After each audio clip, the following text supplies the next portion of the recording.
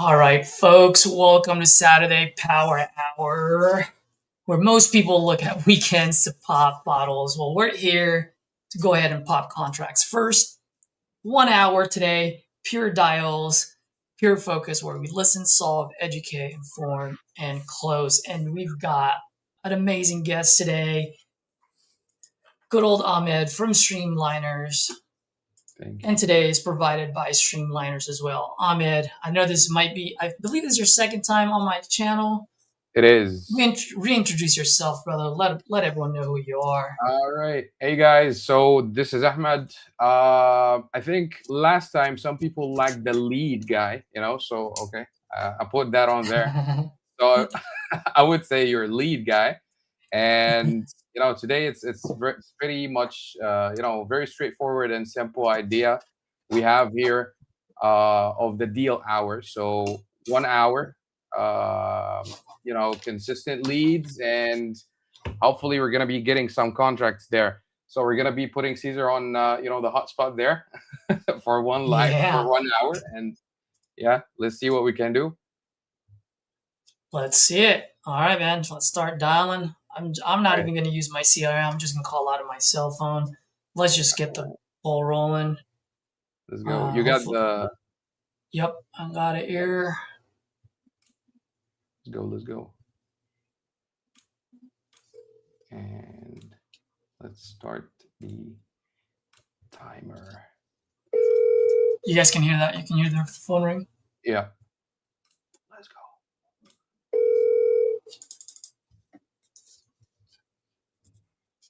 Your call has been forwarded to voicemail.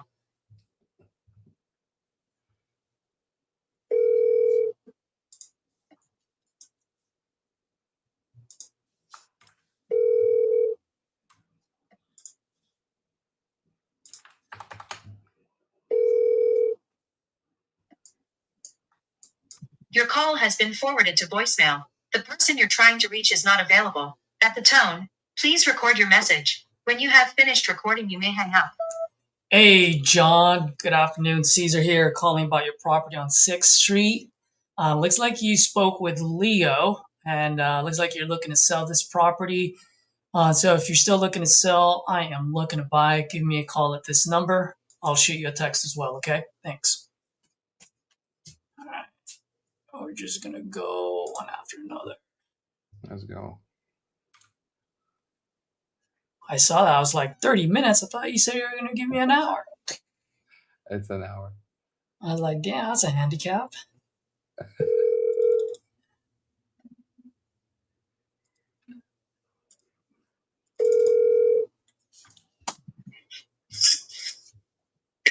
Oh, you may speak with Jordan? Hey, Jordan, good afternoon. My name is Caesar. Just calling about your property out in Jacksonville. Looks like you spoke with Sandra a few days ago about this property. Are you still looking to sell this by any chance? I'm going to sell. Oh, nice. Okay. Glad I called. How much are you looking to get for it? You going to give me? Well, I don't know. I mean, you raised your hand saying you're looking to sell, and I just figured I'd ask how much you're looking to sell. I'll let you know whether I can make it happen or not. Anywhere between 225 and 250. 225 to 250. All right. I am pulling. I'm sorry. Oh, great, man. How come you haven't taken any of them yet? I'm getting ready to get the best offer. Got it. Okay. So if I give you an offer today, does that mean you're going to sign with me, or does that mean you're going to shop it around? If you give me an offer today and give me a binder, I'll take it off the market. Oh, so you're saying they haven't given you a contract yet? We're supposed to do it Wednesday. Ah. Are you in California? I am in the communist country of California, but I just buy a lot of properties out in Jacksonville. I just closed one 2.5 weeks ago, actually. What's your address? Well, do I need to tell you? Yeah. I mean, I can give it to you. I know every section of the town. I won't know where it is. Yeah, I'll tell you where it is. Give me a second. It's on Woodbine Street out in 32206. Yeah, I know where that is. All right. There you go. It's on the north side. Yeah. There you go. All right. Well, I'm going to pull this up right now. Tell me a little bit what you got going on over there. All right. Let me know what you say. Oh, I'm asking you. Tell me a little bit what you got going on over there. Well, it's a 3-bedroom, bath and a half, parlor room, workshop, separate building in the back, single carport, and brick construction. It's brick, you said? You air conditioner. And we had the roof done about 2 years ago. I've never lived in it, so I don't know about it. I know it needs some plumbing work. That I know, but that's the only thing I know is needs. Needs plumbing work, you said? Yeah, needs some carpet, you know, foo-foo work. Yeah, just get it up to date. Yeah. I Well, got you bring it up. You said you never lived there, so was this a rental property for you, or? No, Oh, okay. How long ago was that? a year ago. A year ago, okay. And how long has this been vacant for? The guy that lived in it, I kept him alive 16 years, and he couldn't pay me back, so he gave me the house. I didn't ask for anything. Mm-hmm. Yeah. Sad. So how long ago did he pass away, you said? In February of last year. Okay, so it's been vacant for about a year now? Yeah, it took me a year to go through probate. Okay. And all that is taken care of? Yeah. No, he doesn't have any heirs or anything? It's clean. It's clean. Okay. Clean title. That's good to know. Yeah, I was just asking because I do quite a bit with messy titles, and I know how messy it can get, so I just want to make sure that it's taken care of. It's clean. Okay. No liens, no mortgage, nothing. I paid everything off. Okay. And if you don't mind me asking, how did you come up with that number, 225 to 250? Well, that's what it's worth. It's worth at least that much. I'm sorry? It's a nice neighborhood. Mm-hmm. Yeah, but it's not rehabbed, is it? It's not what? It's not fully rehabbed right now, right? I still got to get it up to date. Well, yeah, it's not a new house. No, so a new house it'd be 300 plus thousand. Okay. Yeah, I mean the only reason why I'm asking is one, just to let you know, I am a serious buyer. It's just I'm looking at the properties in the area in your neighborhood, and like I said, I do buy quite a bit out there. Any neighborhood, or sorry, not any neighborhood, any house in that neighborhood are usually selling about 290, maybe 300 tops. There are some on the market that's 320, 330, but they're not moving. I want to give you as much as I can. That being said, I also just got to be a little fair to my business. You know what I mean? Yeah. Ball's in your court, so you do what you think you can do. Well, I mean, what's the best offer you got so far? I'll tell you whether I can beat it or not. I'm gonna get 225 at least. 225. Yeah. Well, how's this, man? I will keep you in my notes. You add me to your contacts just in case your guys don't perform. Give me a call. I'm more than happy to revisit. But right now, I just don't see any of those guys performing at 225. There's just not enough meat on the bone at 225. Okay. So, yep. Have a good one. Sorry, Ahmed. Downloads no go. Yeah. 225.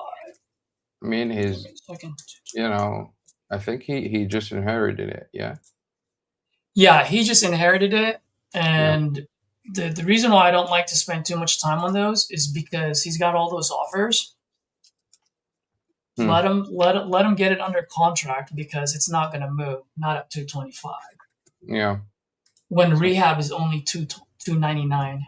That's so that's more of a long-term follow-up kind of deal. Let me put this here. And actually, those are the ones where I get bigger assignment fees 6 months down the road. All right. Yep. Because what happens is that they've been through the ringer, and now they realize that they're asking way too much. Okay. I guess all of them loves to take the road, till the end, and then. If you record your What was that? Now, I was saying all of them loves to, take the road to the end, and then, come to the conclusion that, hey, it's not gonna be sold out, at that price. So Yeah. I mean, it makes sense. I mean, it's what they're supposed to do, right? yeah, They're supposed to get the highest that they can. I get it. So someone like that, does he have a motivation? I don't know. Never really got into it. mhm, But he's way within wrong price bucket right now. yeah, You know, let me I just agree. take notes here because I don't have this recorded. Okay. Narrated wrong price bucket. Plus, anytime someone goes, "I've got multiple offers," like, dude, Yeah, that's then go get your offers and then come back yeah. to me when you're done. Why is it not Right? logged up, man? Yeah. Yeah, and it's like, what do you want me to do? Bid for your house? Like, sorry, dude.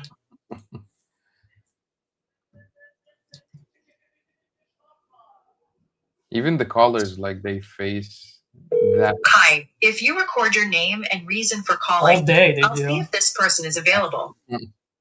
Caesar calling about your Cape Coral property.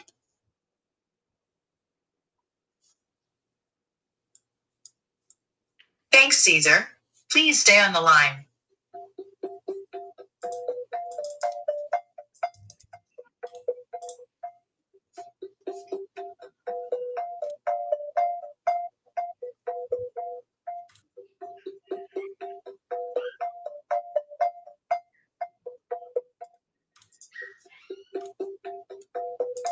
I'm sorry, this person is not available. If you would like to leave an additional message, please. Oh, that was my second time calling her. Huh? Darn it. Is that the Give her, first one? no, that was the second time. Oh, Donna. Okay. We got cut off. Yeah. Let me Yeah. I'm gonna leave her a voice memo. Give me a second. Yeah. What's her name? Donna. Hey, Donna, Caesar here. It looks like you spoke with Kathy the other day about your property out in Cape Coral on Southwest 5th Avenue. Looks like you're looking to sell this property. I'm always looking to buy out there. So give me a call when you get this. You can reach me at this number. Bye. By the way, a little hack, guys. If you're using your cell phone, instead of leaving a voicemail or shooting a text, I like sending voice memos, especially if it's an iPhone or an iPhone, because you can see when they've listened to it. Because like on an iPhone, like most people won't show that they read it, so you don't know when Yeah. they've read it. But a voice memo, you can see like listened, and you're like, let's go. Okay. Send I'm voice passing memo. that to the sales. What's up? I'm passing that to the sales team right now. Yeah.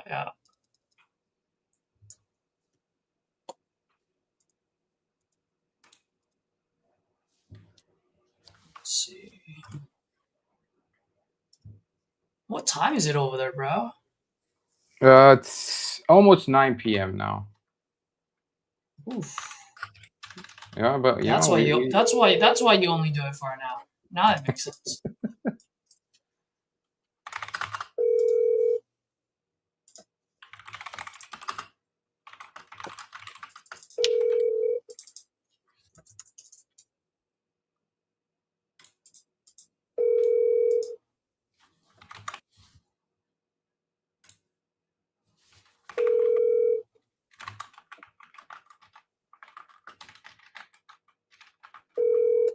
Your call has been forwarded to an automated voice messaging system.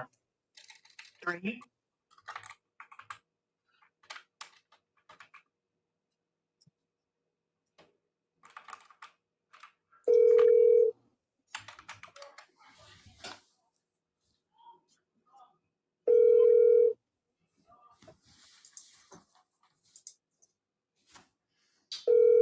Thanks, buddy. Appreciate that compliment. Being put in the same sense as RJ. Huge compliment. Much appreciated.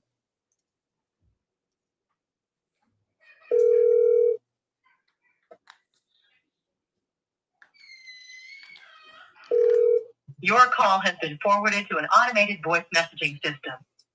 What's 3, happening? 3, 6, 2 is not available. At the tone, please record your message. When you finish recording, you may hang up or press 1 for more options. To leave a callback number, press 5. Hey, Jerry. Good afternoon. Caesar here, calling about your property out in Burlington. Looks like you spoke with Chris a few days ago. Looks like you're looking to sell this property. I'm always looking to buy. Give me a call when you get this. Once again, my name is Caesar.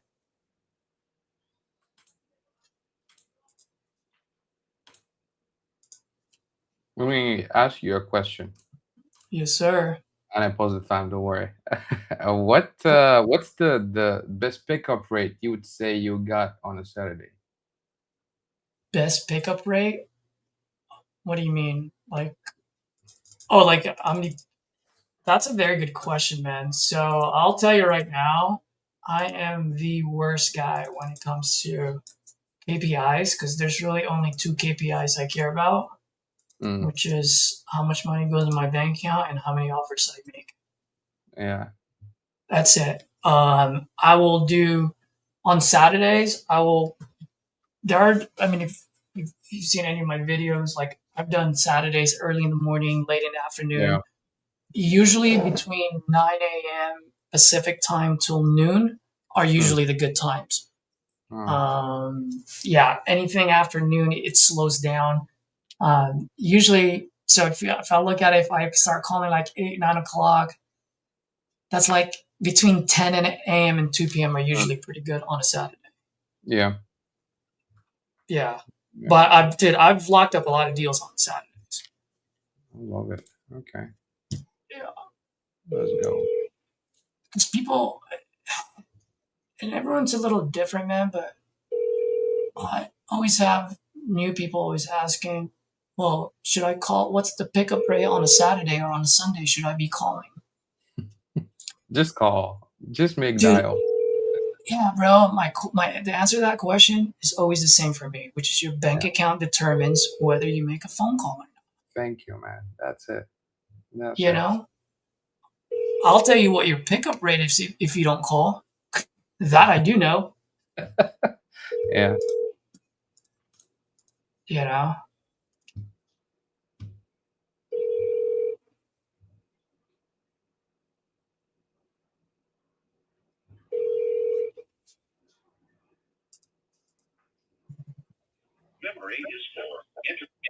D-Dad, drop me a DM or DM me. I can't even speak today. Let's definitely connect, man. Always looking for someone in North Dakota.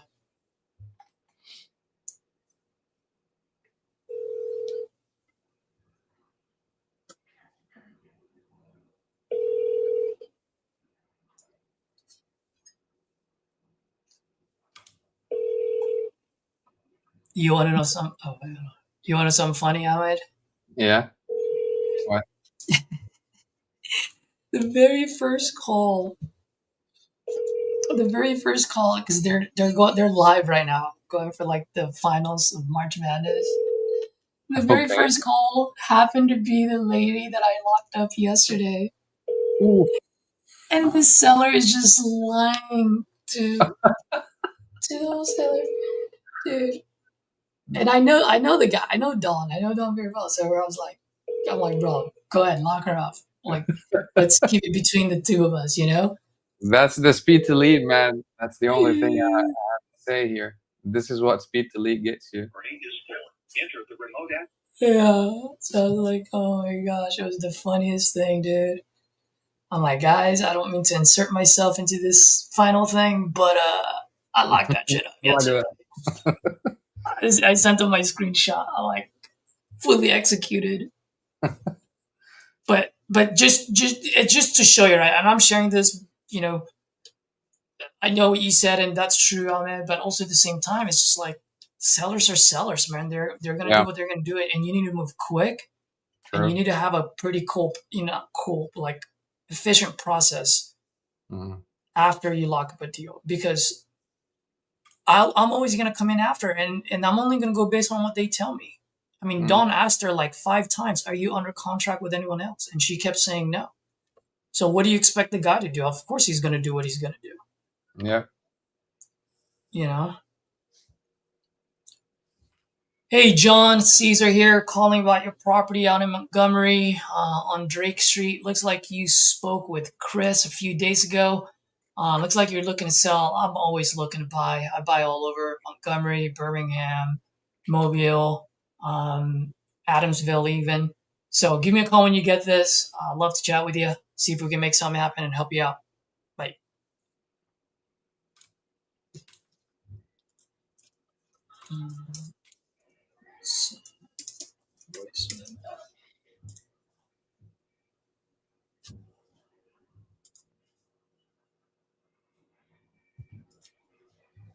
How'd you guys do last week? You guys did pretty good. Like you had like a couple of people here last week, right?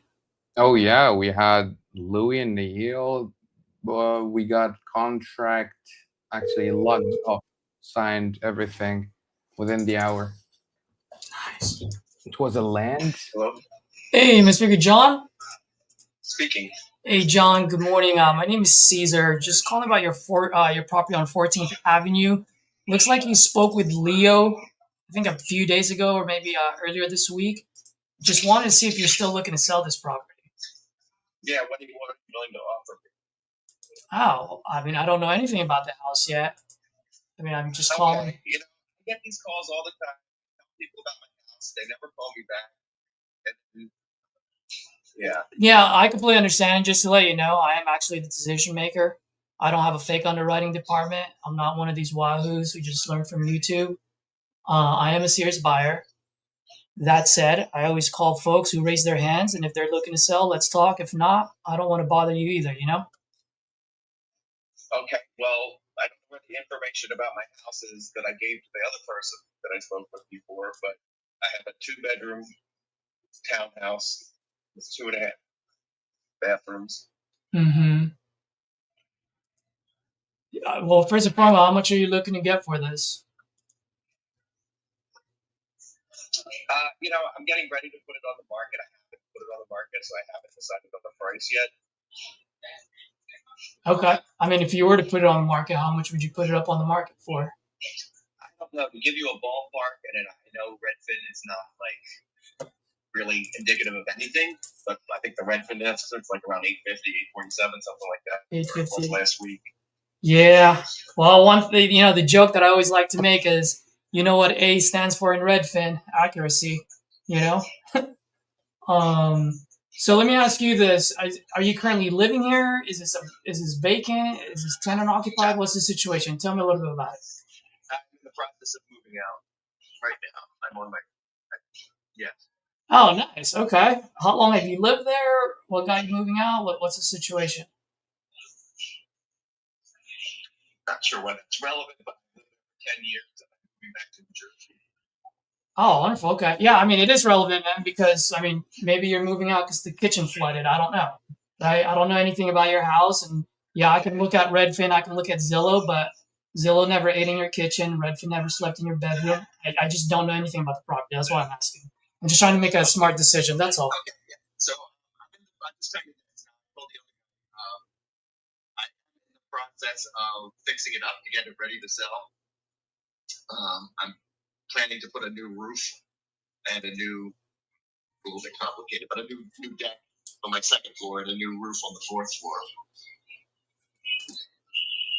Okay. I mean, let me ask you, is that something that you want to do? Do you want to fix it and put it on the market, or would you rather get like cash now and move to New Jersey? Well, like what's most important to you? Well, I would be willing to take a reduced price and not do the roof now, but I'm getting close to doing it, so I need to. If you are going to make me an offer which takes into account the fact that it's going to need a new roof, great. If not, I'll just do it, and then I'll want a higher price after I do it.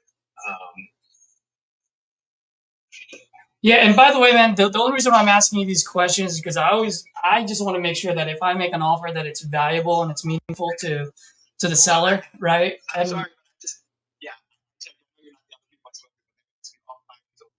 seemingly irrelevant questions, which I understand now that is relevant. I understand the relevance of the question. But like, what am I going to do with the money after I get it? It's like, why is that anyone's business? Yeah. You're like, I'm gonna put it in my bank account. Who gives a shit, right? It's your money now. No, I get it, man. I'm like I said, I'm just trying to make sure that I can make a well-informed decision. That's all. Yeah. So, I went through this process a couple years ago with someone. They gave me this lowball offer. It's like less than what I paid for the house, like 10 years ago. So if it how long you guys operate, I'm not really interested in that. However, if you want to give me a fair price, we can talk. Yeah, absolutely. I mean, just to let you know, I am a little bit different. I don't like to lowball folks, and I understand why people lowball because everyone's got to make a little bit of money, right? That being said, I always want to be fair. I want to make sure that I can help you achieve whatever it is you're trying to achieve, but at the same time, I still got to be fair to my business, right? And so, if there's a price point that achieves both, then awesome, we have a deal. And if not, no harm, no foul. Like I said, man, I don't have a fake underwriting department. I'm not going to waste your time. I just need a few minutes to figure it out. So let me ask you a couple of quick questions, and then I'll make my decisions here. So let's say I buy this off of you as is. You don't have to do anything at all. You just pick up and go. How much do you think I can resell it for on the market after I fix everything up? Do you have any idea at all? Well, I'm not sure. I mean, given the market conditions that existed before we started getting involved in a war in the Middle East, and I don't know how that's going to affect the economy and the housing market. But notwithstanding that, I believe my house is worth over, I believe it's worth over $800,000. I don't know how much more. Like I said, I haven't put it on the market. I haven't consulted with a realtor yet. I only looked at Redfin. I have friends who are realtors who are like, Redfin's garbage. That number means nothing. But like, yeah, I understand it's not the actual value, but it's just a ballpark. It's a ballpark. It's probably worth that 850 plus or minus 50. Yeah. That's my guess. Yeah, I was actually looking at what other properties are selling there. It's probably about 830 is what I'm looking at, somewhere around there. Can I shoot it for 850 depending on what the orange guy does in the White House? But right now it's like between the low to mid 800s, Now, as far as the condition of the property, I know you said the roof, the deck. Is there anything else I need to do? Like, how much were you going to spend on it? Yeah, so I don't know exactly how much. Let me tell you what happened. So I had a leak situation from the deck on my second floor, which is why I need to replace it. So I had a water abatement team come out and they removed some sections of drywall. Actually, I don't think that needed to be done, but I didn't. And so right now, there's some amount of drywall that's been removed, and mold stuff was put in, and that needs to be patched up. I got one estimate for like $1,200 for that. So that's fairly minor. It's not a huge section of drywall, but that's something that needs to be done. The house needs to be painted inside. It's not a major thing. I updated my kitchen last year, so that's pretty good. Actually, I like that kitchen better than my new house kitchen, but so it's in pretty good shape. I'm taking good care of it. I brought it since it was new. Like I said, there's some minor cosmetic things for the past 10 years, but it's generally good shape. Notwithstanding I'm being upfront about the situation with the roof. I don't necessarily need a roof on the top, but I think given that I had a water issue, that it's just better to just replace all of it so it would make a potential buyer feel better. Mm-hmm. Okay. Now you mentioned there's leaks. So has the remediation has it been taken care of? Or are there still mold there? Or what's going on? So the mold, I don't even think there really was mold. There was a few spots. See what happened is this is a strange situation. I have flat roofs, which are problematic, are typically problematic, or often problematic. It was the kind of thing like if I would notice like some like moisture in the drywall, like maybe once or twice a year, we would get a bad rainstorm and it would result in some kind of leak. So it was never really that bad, but I know that I need to it needs to be addressed before I sell it, or before it's sold to someone who's going to live there. So it's not like an ongoing leak, and we're heading into the dry season. So I really don't expect it to leak anymore. It's possible we're going to get a huge rainstorm. It's going to sound crazy, but it's like the wind has to be blowing a certain way for it to happen, I think. But it doesn't. I've had major rainfalls and there was no leak, and then I had lesser rainfalls and I saw a leak. So I'm not sure what's going on. The people I've had to look at, I've got a couple of estimates. They seem to think that it's an issue with, like, for lack of better words, the flat roofing material is kind of like PVC and it's joined together. There's a couple sections where like the joining is coming apart, so it's probably leaking in from there. But I can just replace it, just be done with it. It's the place where it's leaking in the house is right where the house ends and the balcony extends, roughly. I'm not describing it great, but basically when the deck is replaced, I believe the leak issues will be obviated, and I just need to get the new roof and patch up the drywall that was removed, and I think that takes care of the problem. Okay. And then I noticed this was a 2015 build. So quick question for you. I mean, how's like the kitchen, the bathroom, and if I were to walk in there, is it still stuck in the 2015, or is it more up to date with the 2020s? So I did the kitchen last year. Looks much more modern. I think it looks fairly modern. In fact, buying now is 2 years younger, and my house in Seattle looks more modern. It looks fairly modern, although it's somewhat dated. It's 10 years old, so but it's it looks okay. I think the kitchen looks much better because had some poor. It didn't look great. The initial kitchen was always kind of ugly, so I fixed that. Okay. The upstairs bathrooms, they look okay. I don't know if you're looking online or not. I am. Just to tell you that the pictures that when I bought the house, they used that's the unit next door's pictures. The people screwed it up when they put it on the market. So if you're looking at the pictures online, they are not the pictures of my house. That's what I figured. I figured that. They're very, very similar. Because they're like I basically have the same stuff with different tiles and different color schemes, and that one has a slightly different layout. But it's substantially similar. It's just a little. I'm just letting you know that's not the actual pictures. Well, thank you for letting me know that. I figured that out. I mean, I'm looking at it. I was going to ask you anyway, just in case, just to be, just to confirm. So thank you for that. Now, curious. I mean, I know you bought this in 2015. Do you own this outright? Do you still owe any money on this, or? I do own it outright. Oh, you do? Okay. Well, congratulations, man. Not too many people can say that nowadays. That's pretty cool. Did you buy this cash or what? No, it's paid it off. A couple years after I bought it. Oh, my man. That's good stuff, man. That's good. All right. Well, let me ask you this. I mean, if I can take this off your hands. Oh, by the way, before I go in there, I know you said you're moving out. So when are you moving to New Jersey? Like, what's the ideal timeline, ideal solution for you if we were to make something happen? Okay, so my stuff will arrive in New Jersey in 2 weeks, and then I plan to go move in, and then my plan was to come back after I get moved in New Jersey after roughly in the beginning of May is when I would be moving into my house in New Jersey, and then I would shortly thereafter plan to return to take care of all the incidentals potentially, or not if I make a deal with you. So I'll be out of there in about 3 weeks time. In about 3 weeks. Okay. 3 weeks, yeah. So if we close on this, let's say middle of May, is that something that would be ideal for you? Yeah, that would be perfect.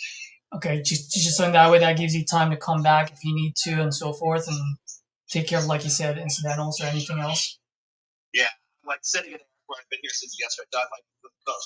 Fewer times I can go back and forth. Probably the best. All right. Yeah, I mean, the reason why I'm asking these questions is I want to make it as convenient as possible if we were to make something happen. And so that's why. So, I mean, let me ask you this then. I mean, if I can do that, I can close on it mid-May. I pay all the closing costs. Obviously, no realtor fees because it's done off market. I'll buy the property as is, so you don't have to worry about fixing anything. You pretty much just take whatever you want to take and leave behind what you don't want. I mean, what's a best price that would put a smile on your face as you go to New Jersey? I think about what's fair. I mean, obviously, if I were to make a deal with you, I wouldn't be paying a realtor's commission. So obviously, you know, that would come off my expectation. Obviously, what the expected costs of the repairs would come off because you're going to have to do that. So,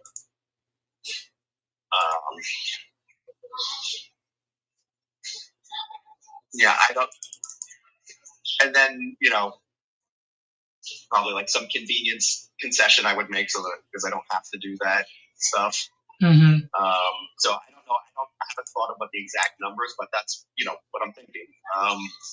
So it would be whatever I think it's worth, and like 830 sounds right-ish, but I don't know. Somewhere around there, and then minus what I would take from I would have to take for the real estate commission, minus the repairs, and then minus some additional amount for my convenience. Okay. All right. Well, I mean, it sounds like you're a pretty straight up kind of guy, John, and I'm the same way. I always tell folks I'm no baker. I don't like to sugarcoat things. So if you don't mind, I'd like to just explain to you what I'm seeing and how I'm seeing things, and then if it makes sense for you, great. If not, like I said earlier, no harm, no foul, no pressure on my end. So here's how I'm looking at it. If you don't mind, do you mind if I explain to you how I'm looking at this? Please, just talk with, and then I like the fact that you're straightforward. Yeah, absolutely. So right now, just based on other townhomes that are selling there, the ones that are selling in like mid 800s are the one like almost like a standalone. I see that you guys are like right next to each other. Those are actually, I'm sorry? Yeah, I'm just agreeing with you. Oh yeah. So those are going like low 800s to 830. That's why I said 830 earlier is what I'm looking at. Now on a 1630 square foot house, even just on a medium rehab, okay, especially in Washington, medium rehab, it's already going to cost me like about $35 a square foot. Okay. So with $35 times 1630 square feet, I believe is what it says on here. It's already going to cost me about $60,000 just to get that thing taken care of, roof, just in case there's any molds or whatever it is, that everything that I need to do to make it look 2026 for a new family to move in there. Okay. And then on top of that, on top of the 60K, I do have business expenses, which I'm not really going to bore with you with it, but at the end of the day, sure, appreciate that. Yeah. Your business to make money. Yeah, and so it's like if I buy this off you, I'm paying closing costs now, and then when I sell it, I pay it again, and then I'm gonna hire one of your friends, one of those realtors, to put it on the market, right? I've got all the closing costs and everything, and so that's about 15% of that 830. And so for me, in order for me to just keep the lights on, I'm not trying to hit a home run or anything, but in order for me to just be able to, if I put in $60,000 of repairs, I just want to be able to see close to $60,000 of profit. So in that way, I have room just in case, like I said earlier, in case the orange guy in the White House does something else drastic. I just want to make sure that I have a little bit of cushion there. That sounds reasonable. Yeah. So here's the thing: if let's say, because I see other as-is properties over there, the other as-is properties are selling in the mid 600s. So, for example, if I were to buy this, and I'm not saying this is what I'm offering, but if I were to buy this at 630, for example, if I were to buy this at 630, my all-in number is already 790,000 just for me to be able to sell it potentially anywhere between 800 to 830. So from an investor's point of view, because of the resale value only being in the low 800s, this really makes sense just to keep the lights on to be like low to mid 600s. Okay. Yeah. So It's a little bit low for what I was thinking, but let me think about that. It may be fair. Like I said, I haven't really worked the numbers myself, but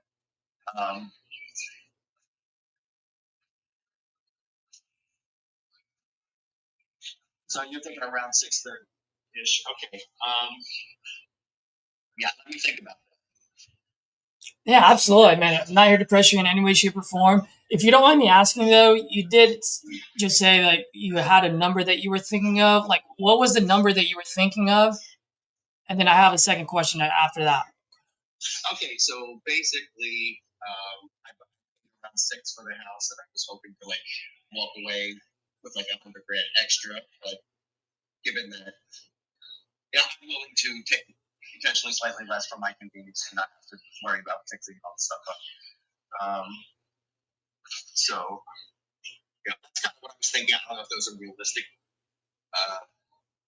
expectations, but just the fact that I paid $600 10 years ago, it has to be worth more now than then. COVID and all that stuff, and Yeah, and I completely understand where you're coming from.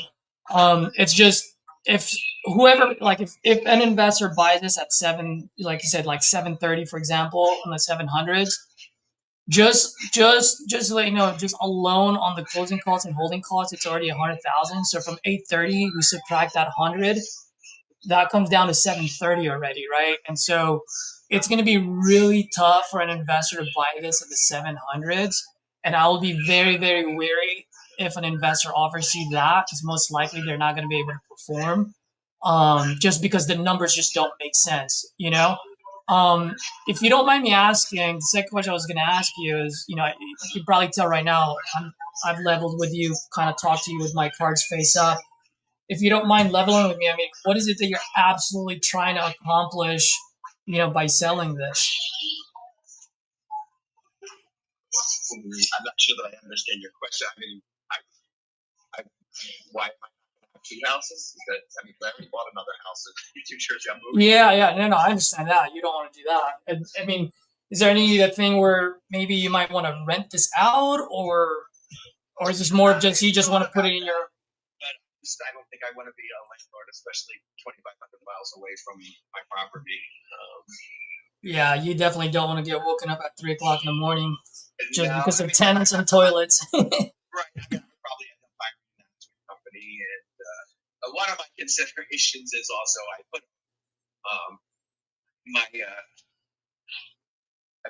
have a white granite countertop now in my kitchen, and it looks great, but you have to kind of be careful with it. You can't like leave stuff that will stain it, or else it'll ruin it. So I kind of don't want to rent it for like that reason, because I just know renters don't take care of things, and I've taken really good care of the house, and I would hate to see tenants come in and just like destroy my house. Oh, brother, I know all about those damn granite things. I'll tell you a quick story, man. My ex bought this amazing granite table for a dining table, and it was so beautiful. She loved it, but oh my gosh, it pissed me off so much because every little thing, it's a pain in the ass to maintain it. Like, no hot water on the damn thing. No this, no that. I was like, oh my gosh, couldn't we just get an IKEA table? That would have been so much better, But I get it, man. I understand. But yeah, and this is, I don't know if it's white, but the fact that it's white makes it even worse. Because it's subject to staining. Ours was white too. I know exactly what you mean. You can't put you get beet juice or something, vegetable juice. It could be. It's so far I haven't stained it. I almost did, but I got it off quickly. Yeah. And by the way, just kind of going back to my question, the reason why I was asking you that earlier is because, I mean, let's picture this for a second. Let's assume for a second you do, I get lucky and you end up selling this to me like at 630. I mean, if you had $630,000 in your bank account, by mid-May, I mean, would that help? Would that be valuable at all, or would that be nothing? Certainly would help. It would It always helps to have money. I think, yeah, too private, but unless of course the banks fail or whatever, I don't know what's gonna happen, but yeah, I would just, that would put me that much closer to retirement, quite frankly. Yeah. I mean, man, like I said, I'd love to help people out. And I just got to be fair to my business, and anything with a 7 in front of it, man, I am literally upside down. I mean, at 730, I'd be negative. Like, we're talking about high 5 figures negative. I'm glad you explained the process to me, because I didn't really understand that you're actually figuring out like that you getting rid of it, like what you're going to have to pay to closing costs for the sale of if you were to acquire it. So that's helpful to understand why these numbers are lower than I would. It sounded a little bit shocking at first, but I think there's a reason behind them other than just like trying to make a ton of money off of it. Yeah.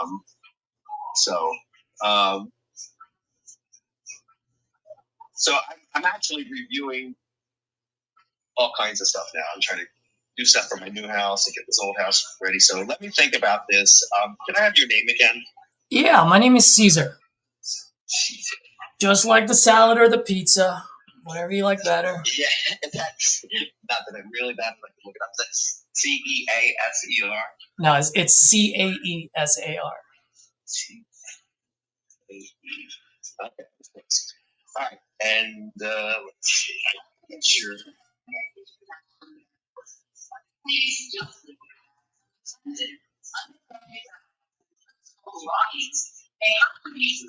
just looking to see if I have your number. I don't know why it's not showing up here.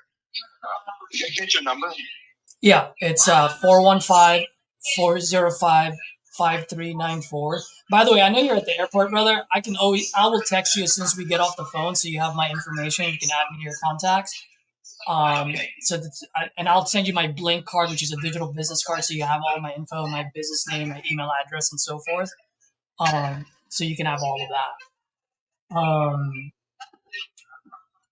Yeah, God only knows what you're hearing. What I'm hearing was you can't hear that I'm in the airport. Yeah. Are you hopping on right now? Are you guys boarding or what? No, I missed my flight. Oh no. My flight last night was canceled. It was mechanical. I missed the flight earlier because I was on the phone trying to set up carpeting for my new house. Oh jeez. So anyhow, yeah, but I have a shit ton of work to do, so I'm just sitting here doing work. But okay, so yeah, I would appreciate that. I appreciate it being straightforward to me. And even though that number is a little bit lower than I was thinking, I will actually consider it, and we can touch base later and go from there.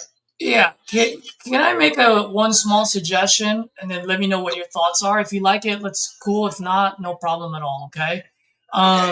While you're thinking about it, here's what I'd like to do. If we can do like let's say an agreement to close on the middle of the May, but let's put together let's say a 14-day due diligence period, right? In other words, you have 14 days to think about that number. And in those 14 days, what I can do is I can also send my contractors out there. And then also, by the way, just for full transparency, whenever I buy properties outside of my market, I always partner with local investors. And the only reason why I do that is because I always want to make sure that I have a set of eyes on my projects at all times, right? Okay.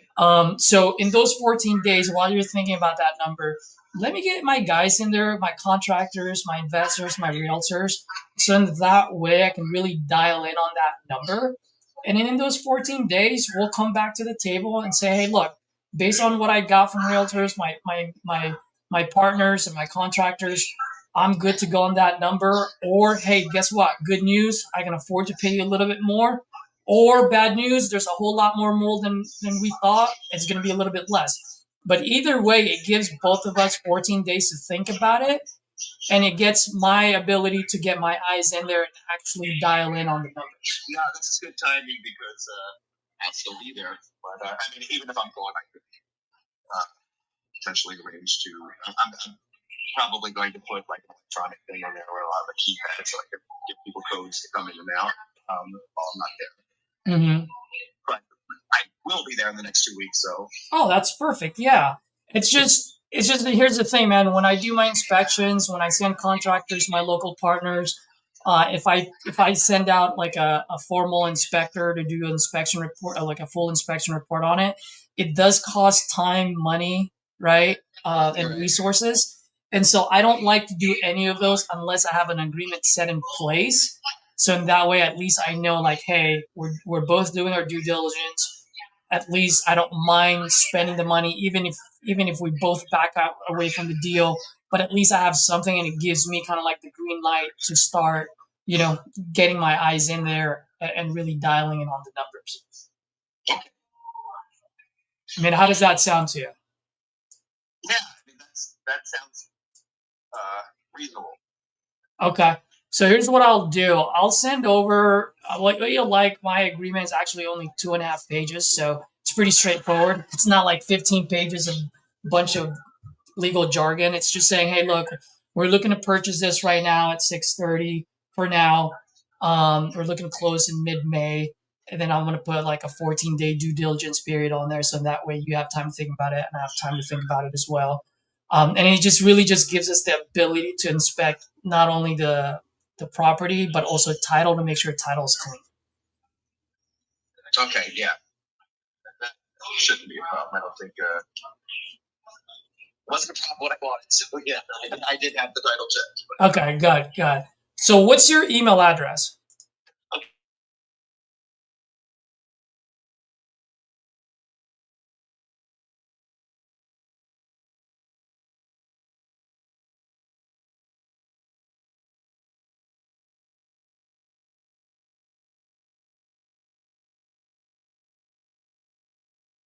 And then, so what I'll do is I'll draft this probably the next 15 minutes.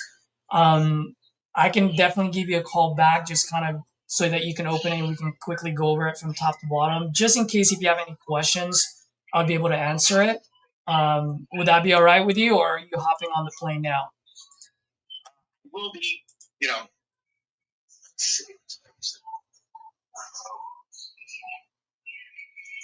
I should be here for another couple hours. I'm gonna go eat at some point, but yeah. Okay, so why don't I do this, man? Let me go ahead and drop this right now, and then I'll send it over to you, and I'll call you straight from this number again, and then we can quickly go over it from top to bottom, and then just see if you have any questions about it. Does that sound cool? Yeah. All right, brother. Give me like 15, 20 minutes, maybe even less. Let me just go ahead and get this thing taken care of, and I'll call you back. All right. Thanks. Bye. Talk to you later. Man, Let's go, man, baby. that's a call. Let's most people go. would just hang up after that first 5 minutes. It was rough, right? The And beginning. it was. And I like where you go like, hey, I don't like the sugarcoat things, but Yeah. just I'm gave no it. baker. I don't like to sugarcoat things. Yeah. This Yeah, is when when I knew that, okay, this guy is dead now. That's it. Yeah. So, guys, if you don't mind, I'm gonna go ahead and I'm gonna add this on my CRM so I can send it over to him. Oh So yeah. for anyone that's watching, feel free to ask any questions. Yeah, good. Ahmed, feel free to say anything you want, whatever Yeah. you want. Answer any questions that these guys are doing. Alright.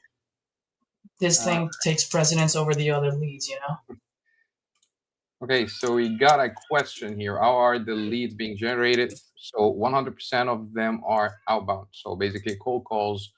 I know there is, that fight between digital leads are better, cold call leads are better, but I would just say a call is a call. This is where you get a conversation. This is where you dive deep into actual, reason, motivation and all of that. So at the end, you're gonna have to call them. It's just that we love to do that from the beginning. Okay. We have Anthony. Anthony is saying, great education. He didn't hang up. He couldn't say anything after he agreed to all the numbers. That's true. That is true. Yep. Yep. Yeah, someone What? also saying Caesar got those little quips like, "I'm no baker. I don't like the sugarcoat thing." 10-cent toilets. I'm freaking loving it. Okay. Yeah. And by the way, guys, like all these, like some of them are mine, and some of them I've got from other people, right? Just like you when I started, like I would listen to calls. Now the only difference though is like I would listen and then I would make calls right away and practice it right away. Like I wouldn't think too much about it. It's like, ooh, I like that. Tenants and toilets. Boom. Very next call I'm using it. Right? Or, what was the other one? I'm not a baker. I don't like to sugarcoat things. No I baker. learned that from John Motzenbacher when I was so new and I was watching him on Facebook. Dude, I would literally get off the phone or get off Facebook, call, use that line, I'll hop back on, and I would still see the same 20 people watching, never picked up the phone. Right? While I already used that line 5 times. And so what you guys are seeing now is just a polished version of myself, but it took me a while, but it was just like constant getting my ass kicked every day. Yeah. Yeah. This is, You know? I get a lot of, hey, when do I know that the issues within the leads or me? How many calls should I be doing to know if this is gonna work or not? Like, just do it. Just start. Just start doing dials. Be consistent at it. Have conversations. Get a lot of rejections, and then you would know. That's right. That's right. You would know. What else do we have? Just watch the notes for me if you don't mind. Yeah. You have Yeah. access to it as well. Yeah. I Let me need just to send this think over. about it. It's such a common objection that was masterful. Indeed, it was. Indeed, it was. And So if you thank. guys, Go ahead. Yeah. no, I was just gonna say, if you guys notice, like I never disagreed with him. I Oh, acknowledge that. what he said. You That. always like want to sweep them off their feet, and then just say, hey man, by the way, just curious, or if you don't mind, let me explain to you what I'm seeing on my end, right? Let me explain to you, like, just curious, or like, hey, like, I'm not seeing those numbers. Oh my gosh, my mom dropped me in my head several times when I was a baby. It's probably me. So let me explain to you what I'm seeing, and then you can let me know if this is accurate or not.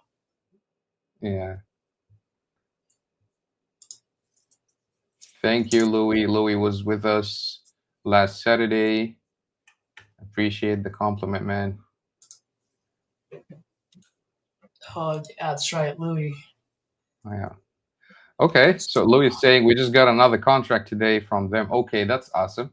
I'm hopping on the private chat right now to see what's up. Nice. Let's go, baby. Yeah.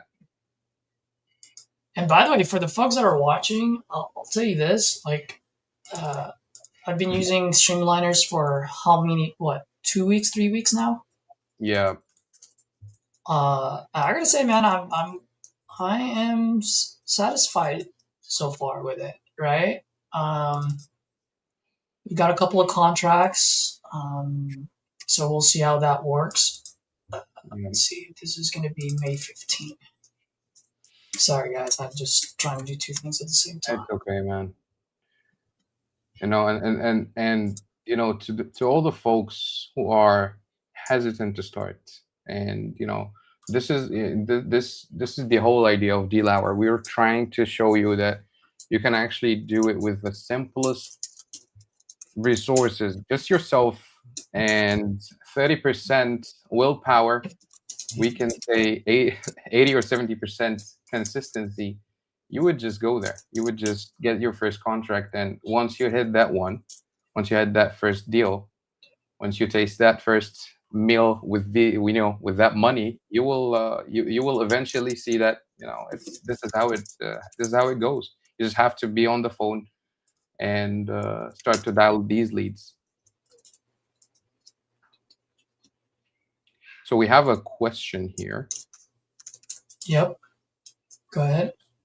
So Caesar, what kind of questions do you ask for inherited vacant lands or inherited vacant destroyed properties? I struggle to navigate those. What's the question? What kind of questions do you ask for inherited vacant land or inherited vacant district? What do you mean? So like why they're selling? It's always about one thing I've always said, and I got this from Jen. It was like so profound when she said it. She's like, whenever someone's selling their house, which is usually the largest asset that they have, they're either running away from pain or running towards pleasure, right? They're either trying to solve a problem or achieve a goal. Sure. Either way, our job is to figure out what that is and how we can be a solution. That's the key thing there. I think that's like the general strategy to every kind of motivation, whether it's a pain or an opportunity. But Absolutely. So the questions I always like is like, what got you looking to sell? I know you inherited this. Yes, you're right. I see their probate. Like, who has the probate been taken care of? Who's the executor? How many heirs are there? Are you guys going to be splitting this up? Sure. Do I need to talk to everyone? Does everyone need to be involved in this conversation? What are you folks trying to accomplish by selling this house? That's the most important question there is. Yeah. He says that basically, yes, motivation seems harder to unpack for those for some reasons. I think, yeah, because, someone most probably just died. But well, yes, yeah. Yes and no. So just call it out. Hey, man, like you just inherited this property. I mean, it's already paid for. I mean, most people would die to have a property. Why not just keep this and rent it out? Right? And wait till that equity goes up. I mean, like that is honestly a viable solution. So ask that question. And then they're gonna tell you, well, because the other siblings want to sell it, or because we're trying to accomplish this, we're trying to accomplish that. I mean, you can even just say, hey, look, most people when they inherit a property that's free, now they have an ability to go ahead and make money and make money out of it, right? Like, I mean, geez, like it's so difficult to buy a house nowadays. I mean, you got this for free. If you don't have an asking, why not just keep it?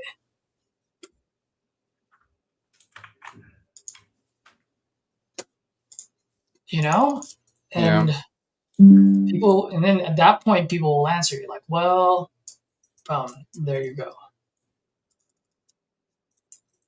Sometimes closer be like, they're trying to actually, they're trying so hard as if they're like a sales guy instead of just like being a consultant, friend, someone who's here to help you fix that issue. And the way is just by selling that property. Dude, you said it best, man. You said it best. Everyone wants a script. Everyone wants this. Everyone wants that. Yeah. Dude, at the end of the day, like, that's why I call it like the barbershop talk. Just imagine you're my buddy, and all of a sudden, you and I are having a haircut, and I look at you and I say, man, this is gonna be my last haircut with you. You're gonna be like, what's going on? Why? Yeah. Right? And then I'm gonna be like, well, I'm moving to New York. You're gonna be like, why? What got you moving to New York? What's going on? Right? Yeah. Then you're gonna be like, well, what are you gonna do with your house? Are you gonna sell it? Are you gonna rent it? Like all the questions to ask if you were talking to a friend. But because we're looking at it as a business transaction, now all of a sudden those questions don't come up. Yeah.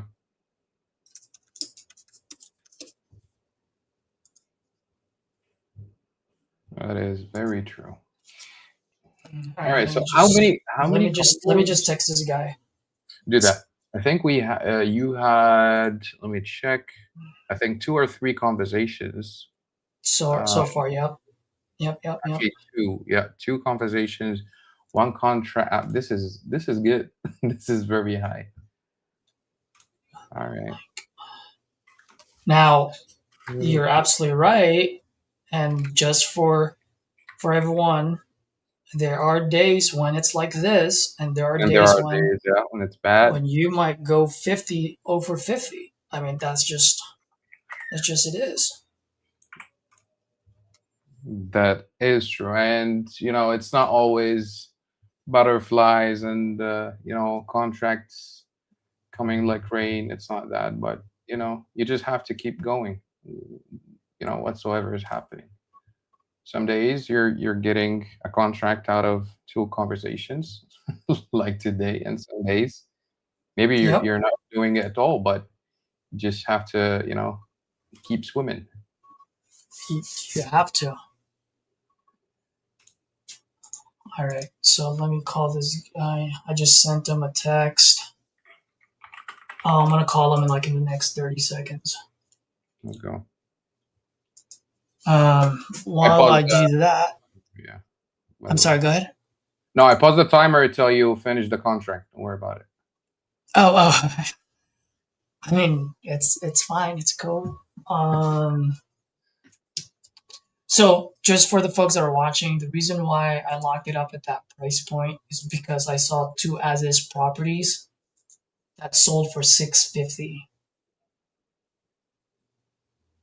So at $650, $645. There's one that sold for $645. There's one sold for $640, and then another one sold for $650. So I'm taking a shot at it. That's where people are buying in the mid 600s for an as-is property, right? So I'm gonna take a shot at it. We'll do our due diligence, and from there we're either gonna have a tough conversation or we're gonna close. It's one of those two. But I'm gonna take a shot at it. On that note, let me call this guy. Now this is gonna be let's see if he signs. That's gonna be the next hurdle. Let's go.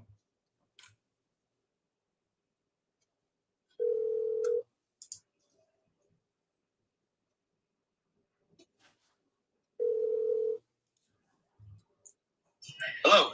Hey John, it's Caesar. Hey, Caesar. All right, my friend. I just sent you my info. Put a face to the name. I also emailed you the agreement. So if you want to let me know once you have it open, and I can quickly go over it with you from top to bottom.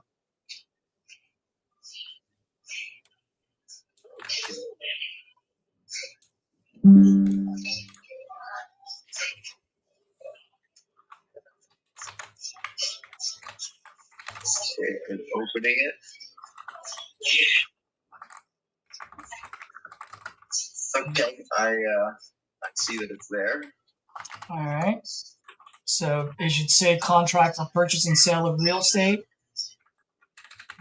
You have it open? Okay, cool. I do have it. Sweet. So hopefully I spelled your name correctly. Let's see. You're off to a good start. What spells my name correctly? All right, wonderful. That's a good sign. That is my LLC there. And then looks like, we're looking to buy this property. That's the address that I have on file. Just want to make sure that's the correct address. That's correct. Okay. Legal description, I just pulled that from the CAD's website. I can either confirm it. Yeah. If that's incorrect title, we'll fix that for us. For now, we're looking at a purchase price of $630. It will be cash. As you can see there, it says buyer pays all closing costs. We're looking at today, April 11. Closing date would be on or before May 15. So I will definitely work with you on that timeline. Just want to make sure it's as convenient as possible for you. Title company, I put TBD for now. I'm gonna have my transaction coordinator reach out to a couple of title companies and then open title. For pictures and access, you said you're going to be there the next 2 weeks, so I just put a checkbox on both a lockbox in case you're not there. But if you're there, I'll always do like a 24-hour notice, so that way you can let me know if you're going to be there. Okay. All right. Inspections.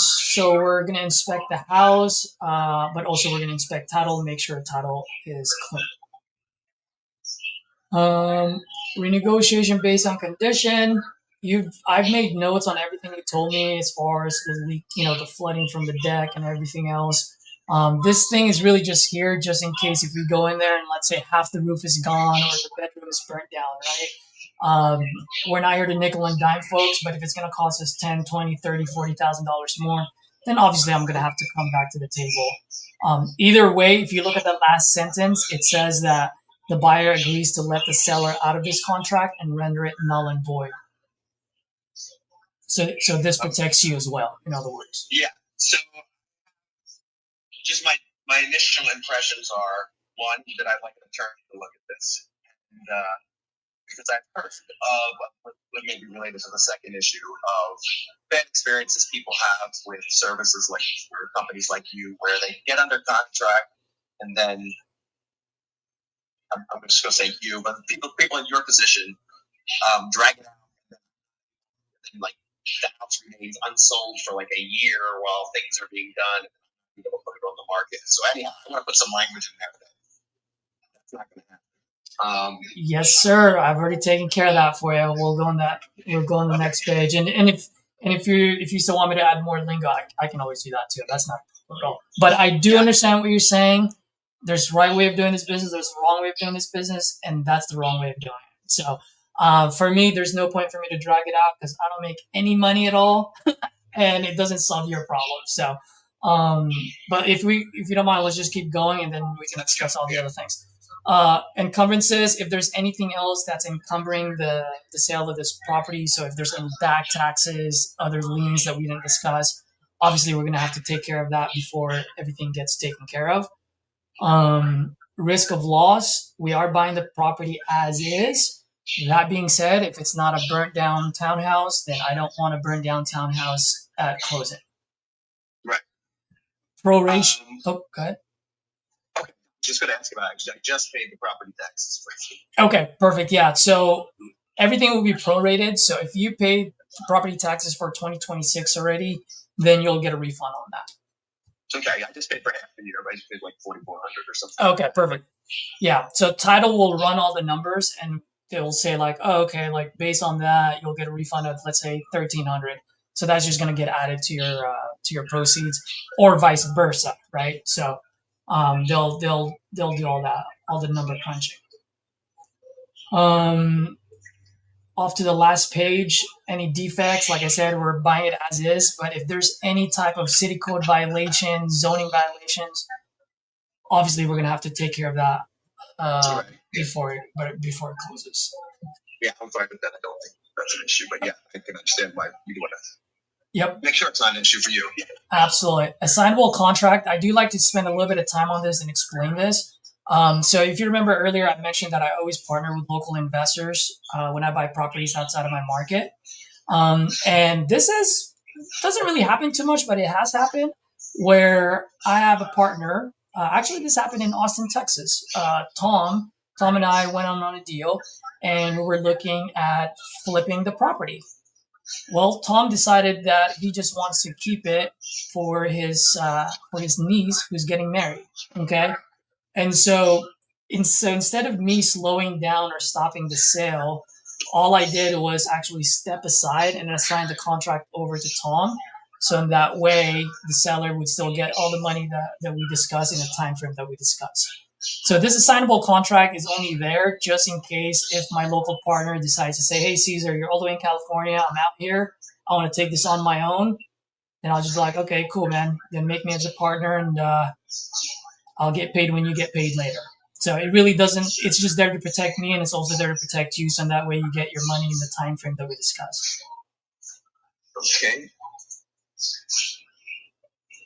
And then the next one is no judgments. So if there's any type of judgments, once again, that's going to pop up during the title search. If there are any, we need to take care of that before anything happens, before anything closes. Possession, since we are looking to close on this by mid-May, we're looking to get this property vacant. Yeah, it's almost there. All right, perfect. Come Monday, it will really be almost there. Wonderful.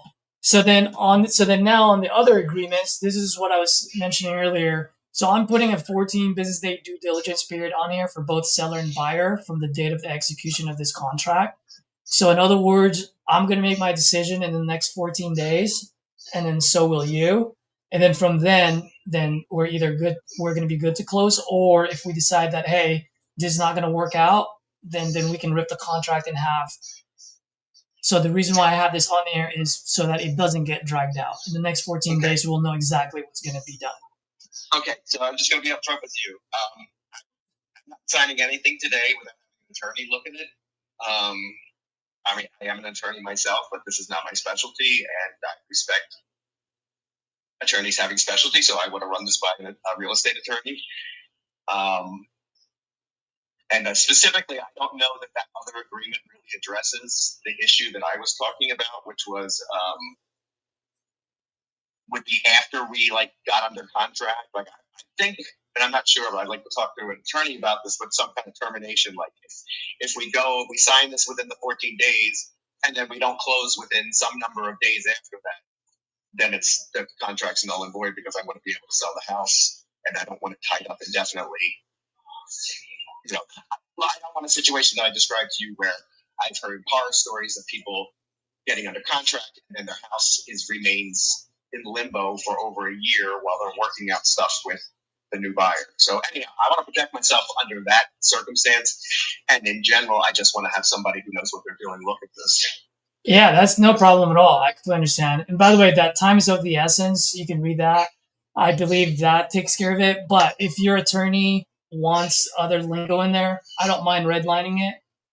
There are certain things that's non-negotiable for me, and there are certain things that are negotiable. I don't mind. Okay. At the end of the day, it's just, let's get this thing moving, because it doesn't do me any good if it gets dragged out. So a couple of things. One, I'm not here to force you in any way, shape, or form. So if you were to get an attorney, one, do you already have an attorney? And two, how long do you think it will take before your attorney can read it and decide on it? I do not have an attorney, so I need time to, hopefully I can probably do that this week. Find one. And I mean, this is a fairly simple, I would imagine for them, engagement that they could do quickly. But I don't know I don't have an attorney, and I don't know what their availability is to, being an attorney myself. I realize you just can't go to an attorney and expect they're going to drop everything they're doing and take on my work. So I don't know, but I would try. I would hope to potentially get it done this week. Yeah, absolutely. No problem. By the way, just to let you know, I will be paying all the closing costs, but any attorney fees, that will be under your dime. All right. Just want to let you know. So it shows you, if I'm going to pay an attorney to look at this contract, and also, hopefully, it's going to cost me money as well. So that should make you feel a little better that I'm serious about. Yeah, no, I completely understand. Now, typically on something like this, first and foremost, I can put an expiration date on this contract, because the only thing is I don't like my contract laying out there in the open, because there are some people, and it doesn't sound like you're one of them, but there are some people that will use that contract and shop it around, and I don't want to go on a bidding war with anyone. So I always like to put just an expiration on it. So would you say maybe the end of the week would be would suffice?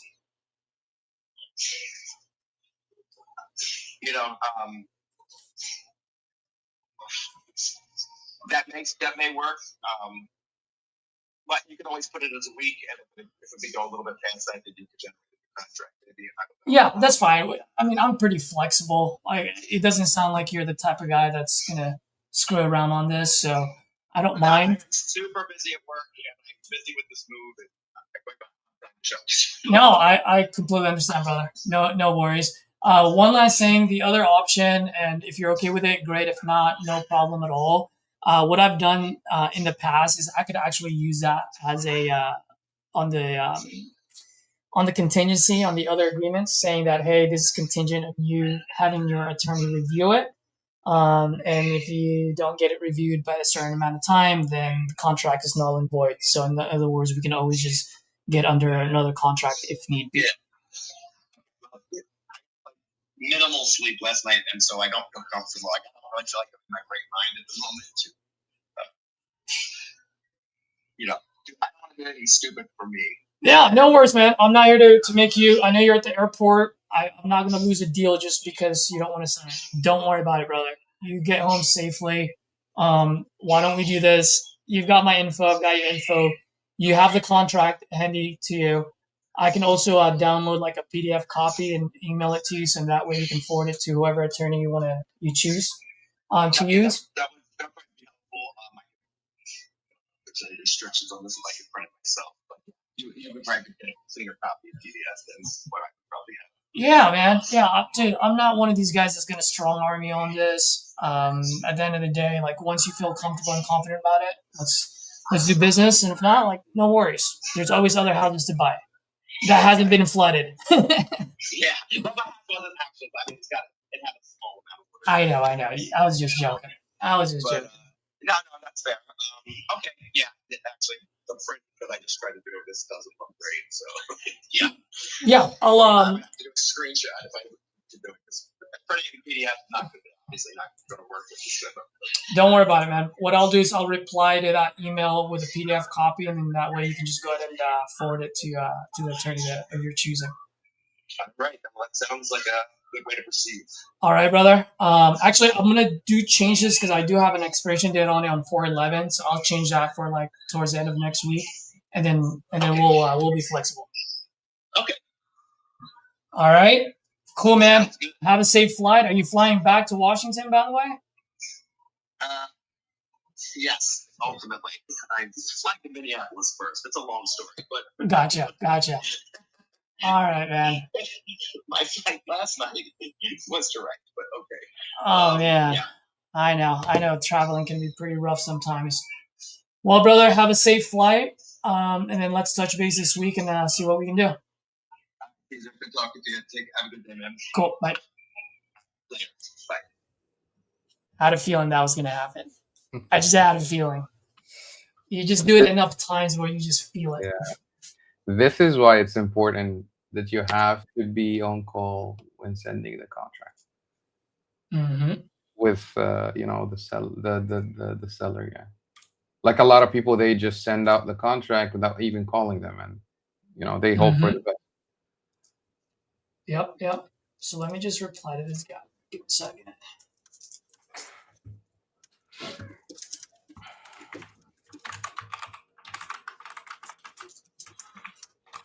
Oh shit! I have to. You know what? No, that's fine. Please find the PDF copy.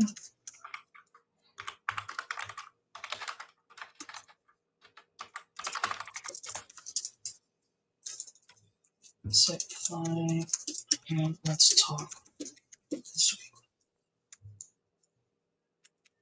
Boom. Cool. All right. Off to the next one. Let's go. Contract sent. Who's next? Leon.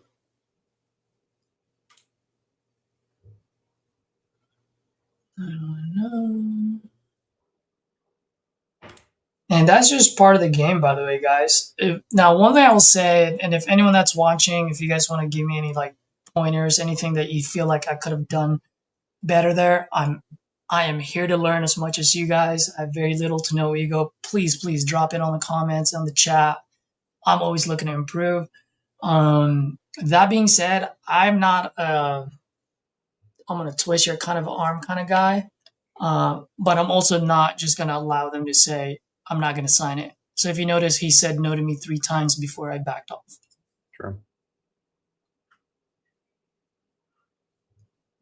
And that process that you guys just saw, like I repeat that 10 times, about 50% of them are gonna sign actually.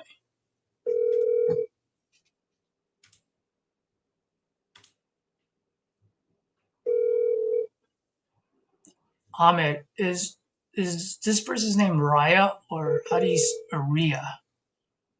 How do you pronounce? Is that a he or she? Ria, I think. Ria, okay. I think it's a she. Yeah, let me make sure. Please leave your message for Leon. No.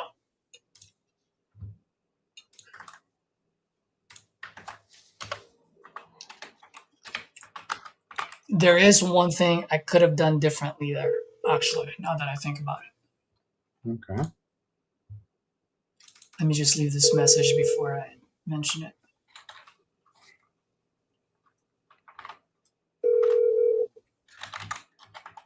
Repetition is the golden key. You're right about that, Rodolfo. Hmm.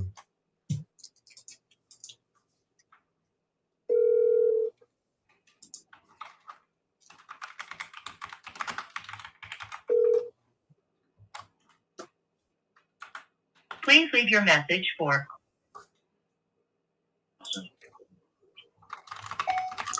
Hey, Leon, good afternoon. Caesar here. It looks like you spoke with Ria a few days ago about your property out in Holly Springs. Give me a call when you get this. Looks like you're looking to sell. I'm always looking to buy in that neighborhood. Feel free to call me at this number. Bye. What I didn't do, Ahmed, that I could have done is I could have soft closed them in the beginning, meaning assuming we agree on a price, are you willing and able to move forward today? Yeah. I didn't ask that question in the beginning. Okay. What would the conversation be like after that? If what? If you soft closed him and they'd be like, are you willing to go now for it once you agree? Yeah, and if he says yes, then I would have twisted his arm in the end. Okay. And like, bro, you said yes earlier. We agreed on a price. What's the deal? You know? That makes sense.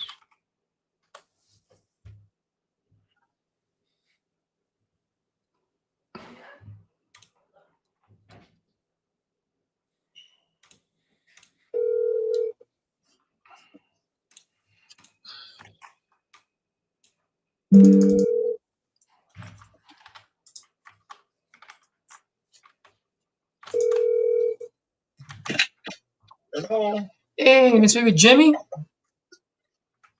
who calling? Hey, Jimmy. My name is Caesar LaCosta. Calling about your property out in Kissimmee. You spoke with John a few days ago about your property on San Paulo Way. What address? That is.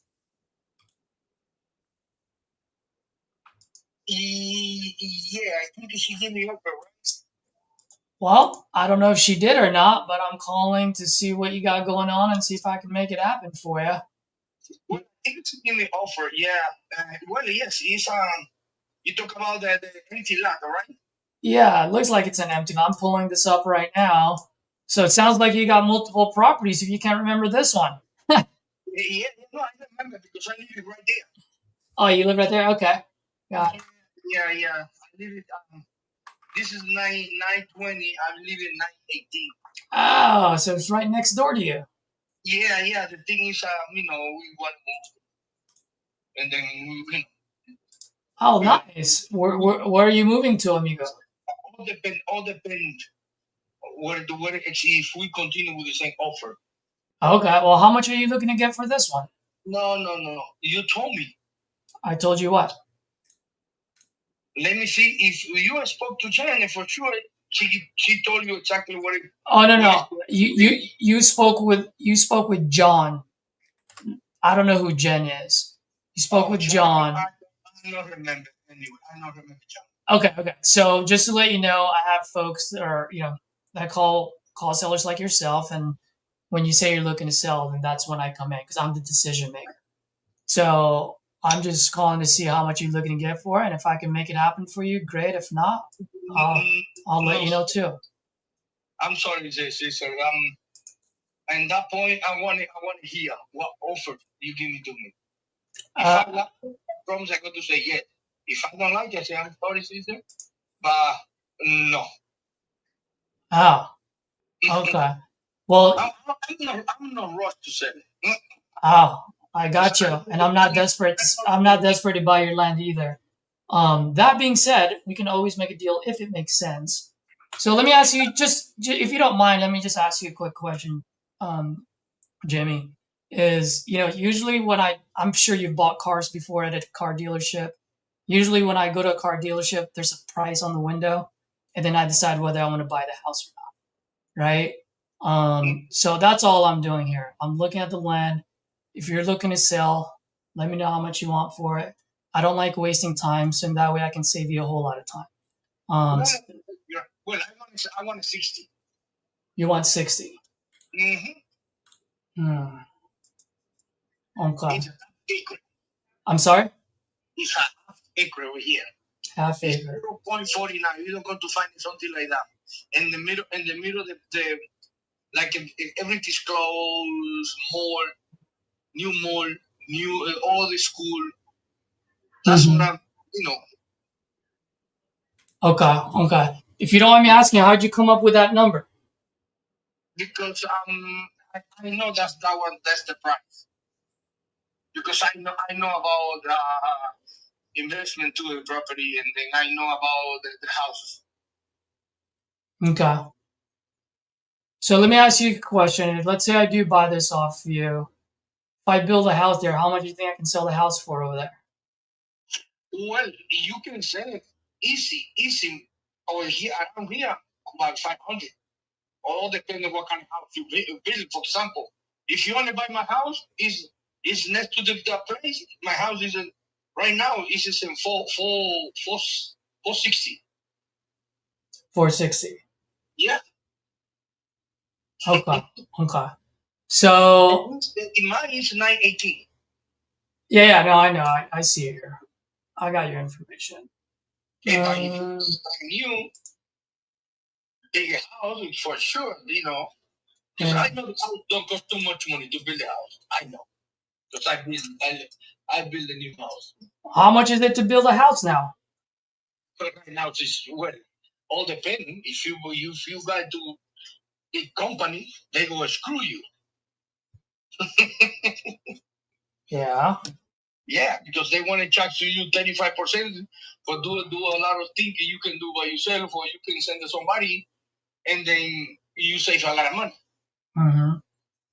So that's what I'm saying. Let me ask you, like, how much do you think it'll cost me to build a 3-bedroom, 2-bathroom house over No, but I'd say between 150, 175. for 1,000 square foot house? Yeah, exactly. Yeah. Yeah. Well, Bigger than that. no, come on. I was gonna say I know I'm talking to someone reasonable because it costs about 150 a square foot. No, you go too high. Okay.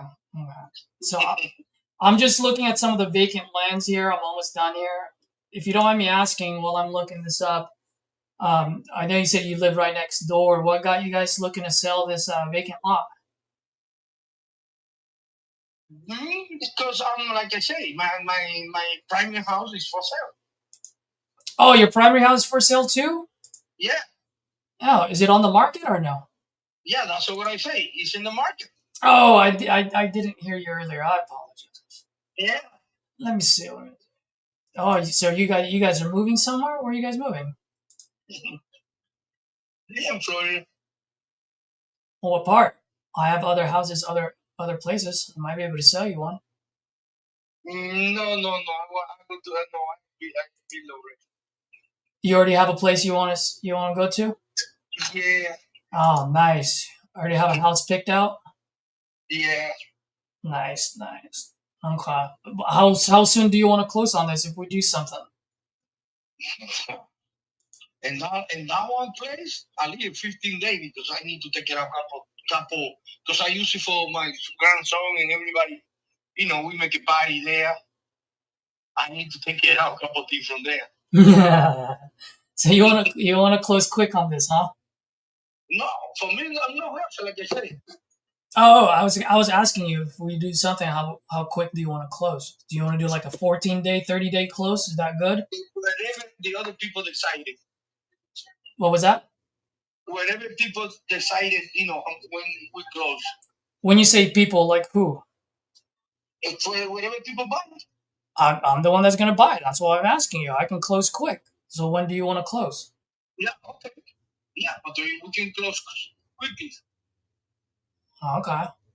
So let me ask you this. I mean, if I close quick on this, I pay all the closing costs, no realtor fees. What's the best price can you do? No. I give you my fractal rate. My man, I like you. You're a tough negotiator. Oh yeah. What nationality are you, my friend? Huh? I'm from Africa. You're not from Africa, man. Are you really? Yeah. What part? Yeah, I'm from Africa. What part? No, I'm from Dominican Republic. I know, man. I know. I'm Filipino, man. Both you and I were both cheap, you know. I buy low, you sell high. So let's meet in the middle. So you say 60, I say 30. No, thank you, Bob. No 30? No. All right. How quick? Let's meet somewhere in the middle then. No, Papa. No? You're gonna be close. No, he's not be in the middle too. No, man. I would like. No, thank you. No. All right. All right, thank You have a nice day. Bye. That was a quick one. is weird. Okay, because I checked Zello, same area, and actually like got more acres to it, and there's like a 50 lower than 50K there. Check There's multiple one. So spots. do you see Salerno? Salerno sold for 64, Yeah. but that one is only 7,200 square feet. So his is 20,000 square feet. That's why I needed that at. That's why I needed that like at 30. Did you see other ones that are selling for 50? Yeah, there is one here in Miramar Way? no, I think it's this Canon as well, and Kissimmee. Okay. I'm looking at like in his neighborhood. Is the one that you're looking at in his neighborhood or no? No. I thought we'd see the whole area at least. Okay, no, I'm looking at, there's one right across that waterway right there on Laurel and San Miguel. Yeah. That one for 64,000. Because his land has like the water view. So he does have more value on it. But the way I'm looking at it is for half an acre, it'll be about 50, 60K. So we need this like at 40, 50 cents on the dollar. 40 or 30, yeah. Yep.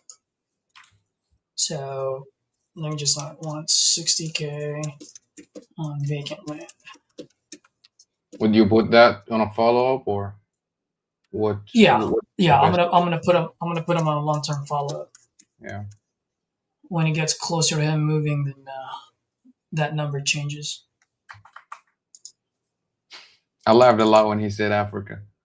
Yeah, I know. Like, I ain't African, bro.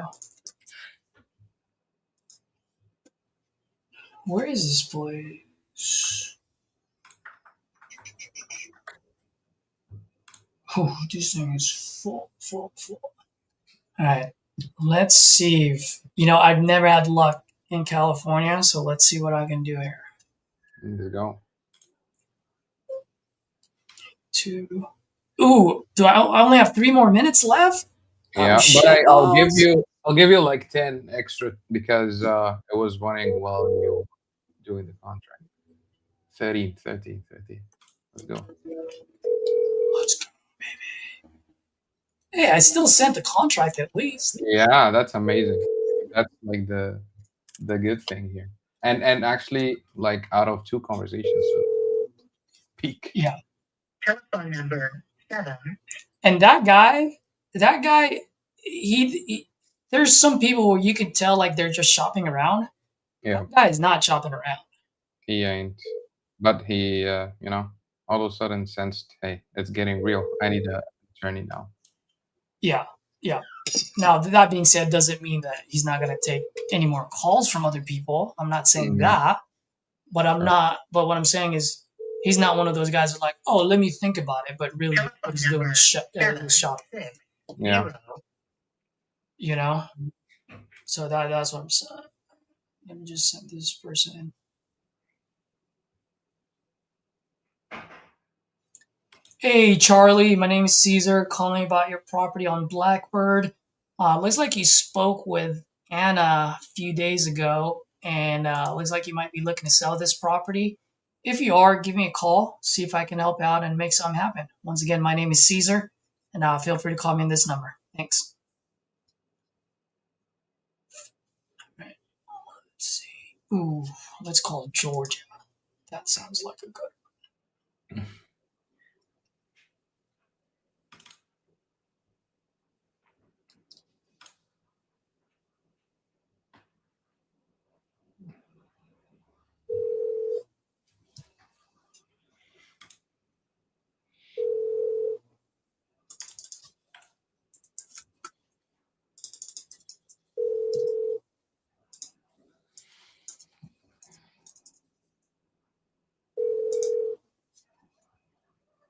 Telephone number 95. For the folks that are watching, if you're new, if you notice, I don't even listen to the voicemail. As soon as you hear that, just hang up and call back right back again. Unless they have a weird name, not a weird name, but you know what I mean, Yeah. a difficult name to pronounce, then I will listen. In hopes that they would say, "You've reached." Yeah.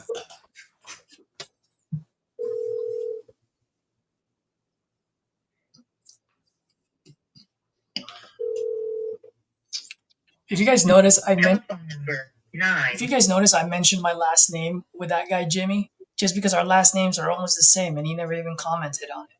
Oh, bastard. Oh, really? Yeah. I didn't actually notice his. Oh, I caught that. Okay. Yep. Yeah, that's nice right there. Louis saying Caesar Cage match next week. Let's go. I'm game. But I think you have a you have a guest for next week. So the following week, I'm always down. Iro, yeah. Maybe the Hey, Billy. Good afternoon. Caesar here, calling about your property on Eagle Springs. Looks like you spoke with Anna a few days ago, looking to sell this property. I'm always looking to buy out in Centerville. Give me a call when you get this. My name is Caesar again, and you can call me at this number. Bye. Okay, let's see. Voice memo.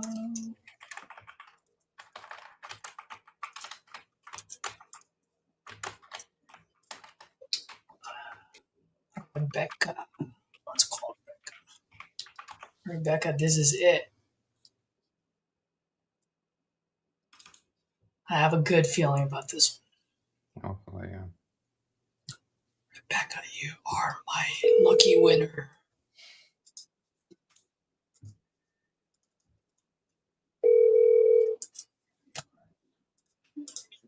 You have reached Dr. Cheddar. I'm away from my telephone this time. Oh, that is definitely not Rebecca. That's not Rebecca. That's got to be her husband. Yeah. Ooh, there's multiple. Which one is this one? What do you mean? I'm looking at. Oh, yeah. Okay. No, I'm looking at PropStream just to see who is the owner. Let me check the co-recording maybe.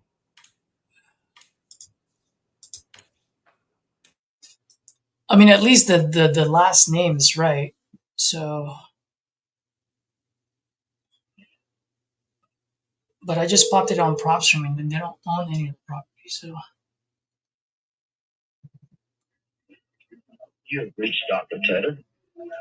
I'm away from my telephone this time. I'm away my mom this time. Oh, yeah. He was the one answered, and Rebecca is his wife or something. All right. Dr. Tedder, good afternoon. Caesar here, calling about your property on McKnight Mill Road. Looks like either yourself or maybe your wife Rebecca spoke with Sandra a few days ago. If you folks are still looking to sell this property, I'm always looking to buy out in Greensboro. Let me know. See if I can make something happen for you folks. All right. Well, once again, my name is Caesar, and feel free to call me at this number. Thank you. That guy's not gonna like my California accent.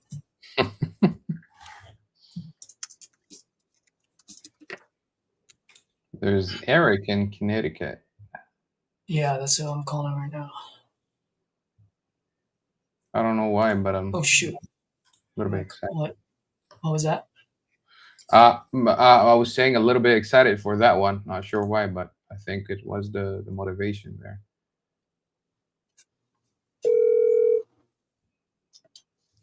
Oh, that's right. You guys do have notes. Just to show you, I don't really look at it. Yeah, I know. But for other folks, it's important for them to see, right? So it's great that you guys provide those notes.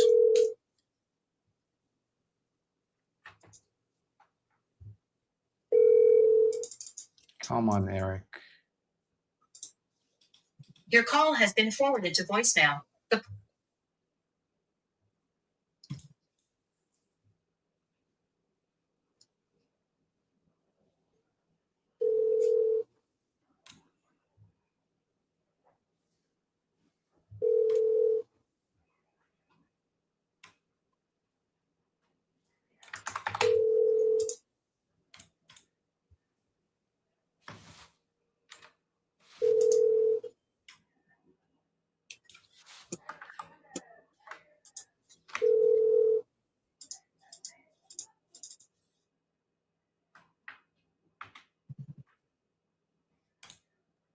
Please leave your message for 413.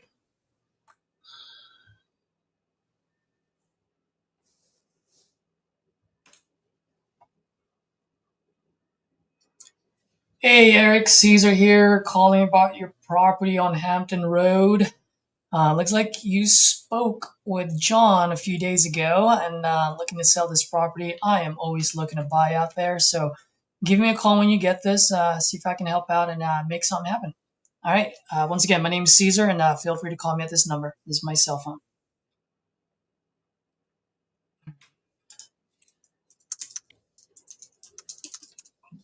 There's one person I want to call for sure. We're calling Ed because I have a buyer in Memphis. All right.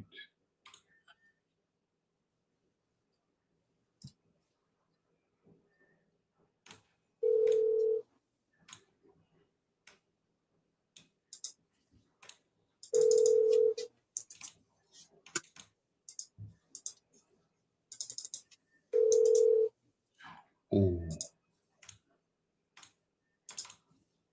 Telephone number 2148. Oh, darn it. Is this vacant land? Oh, sorry, dude. No. But That's I think dead. you're gonna love it. Check the motivation, the reason for selling. For which one? For Ed? Yeah. Where does it say that?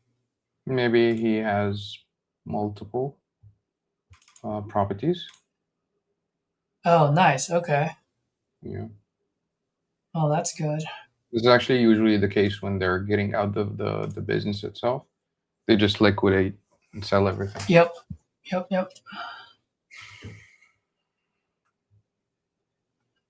right. Let me call him one more time then.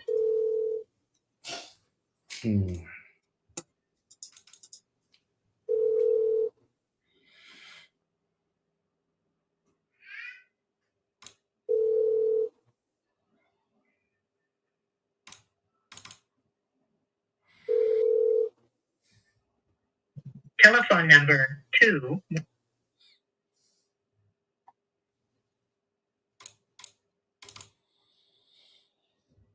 Ed, Caesar here. Give me a call. Call me back. No, I'm changing it up.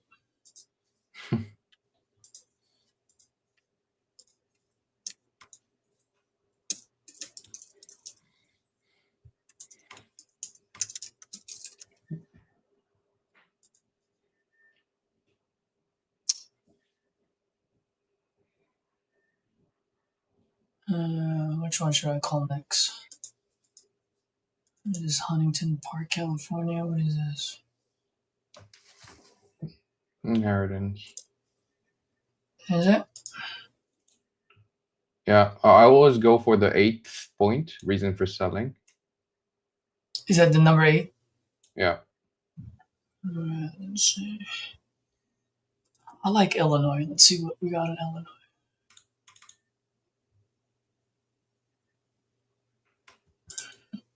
We got Naples.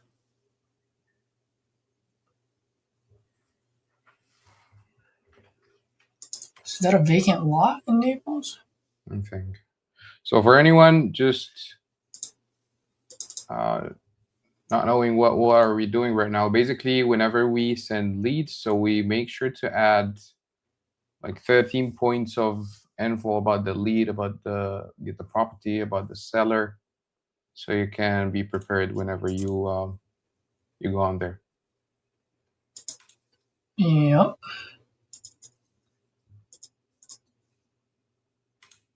Anyone that catches your attention? Yeah, let me do something. Oh, you know what? Let me do this one. Maybe this one's good while you look for another one. Going for James out in Georgia. Let's go. This guy answers. Let's do it. I know it's getting late over there, so. I don't know. Don't worry about that, but I think maybe This will be the last one. no, that's okay. Try let's try 5 more, the last 5 that I just added. Starting where? Oh, Alabama. No. Sweet. Okay. Shit. Who am I calling? Oh, yeah. Your call has been forwarded to an automated voice. So I changed. I was like, wait, who is this guy?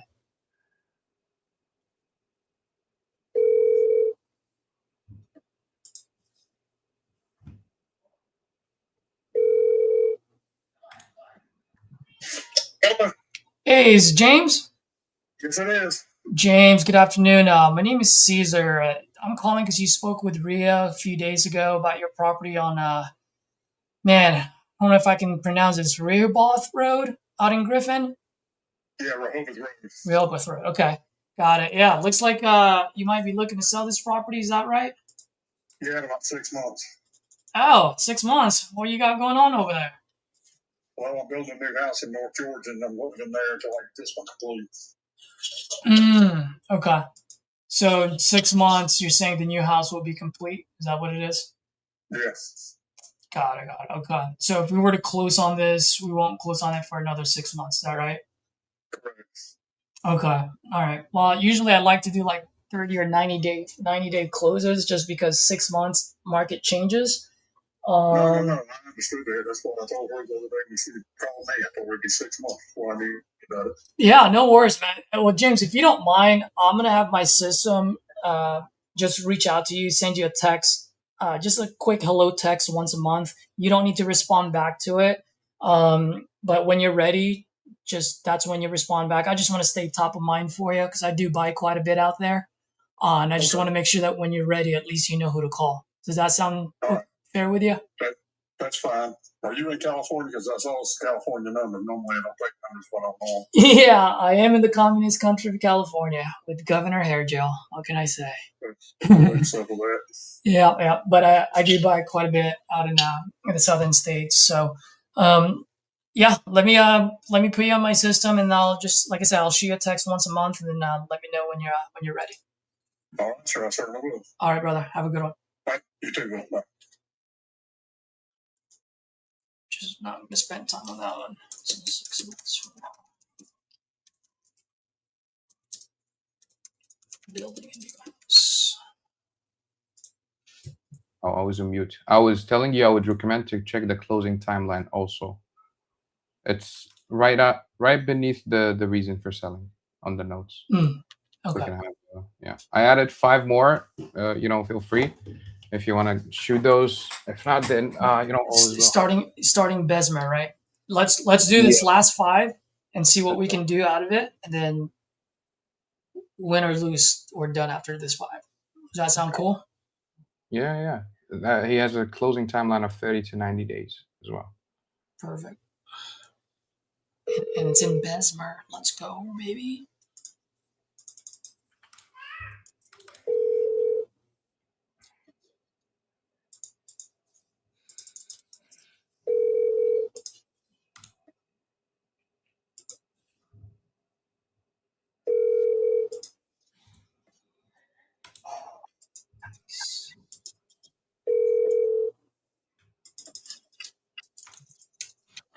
is Reginald Gibson.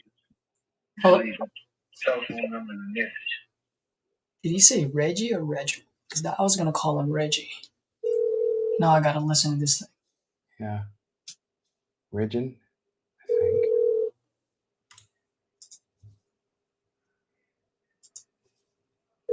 You wanna know something funny? Yeah. I already knew how much to offer him before even looking at the comps. You gotta tell us the secret. Yeah, it's just once you. This is Reginald Gibson. You should leave a telephone number and message. I'll call you back. Thank you. I'll just send him a voicemail. Yeah. Hey, Reginald, Caesar here, calling about your property out in Bessemer. Looks like you spoke with Ria a few days ago. If you're still looking to sell this property, I'm always looking to buy in that neighborhood. Give me a call when you get this. Once again, my name is Caesar. Give me a call and see if I can help out.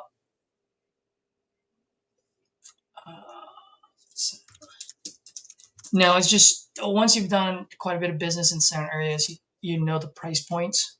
Oh, okay. So Bessemer, Birmingham, Mobile, like Mm. every neighborhood is like $60,000 to $80,000 neighborhood. So anything you need to lock up, you need to lock it up under 30, usually under 10. All right. And in those areas, you can't even buy land. Or I'm sorry, not that you can't buy, you can't even sell land. Sell. People Okay. won't, you can't even give land away for free. Oof. Okay. People will not take it. Because think about it, dude. Almost anywhere you go there, it's an $80,000 block. Houses are only going for 80,000 top end. That is. It costs $150 a square foot to build one right now. Oof. So Jeez. you're upside down right off the bat on 1,000 square foot house. Need a fortune to do that. Okay. Now, if you get like maybe a container yard or a tiny home, maybe. Yeah. RVs. Or RVs, yeah. But that also means you're gonna have to get a large. You're gonna have to have a large lot. Yeah. Your call has been Darn forwarded it. to automatic. I wanted that one. When he wanted declined, that one. yeah, Jim was actually good. When he did he decline or was that like, you know? No, I think it just got disconnected. Disconnected. Okay.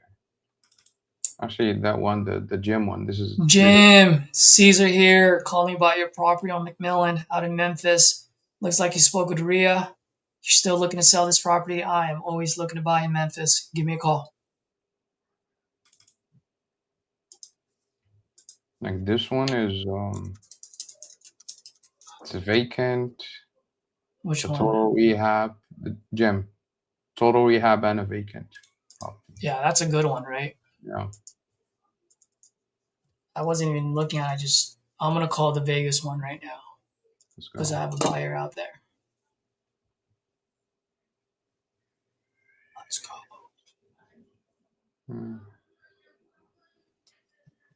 I'm not looking at the notes, so I don't know. So you're saying there's not much? How much more? Hello. This For is the rest. Terrell Doherty with the tree.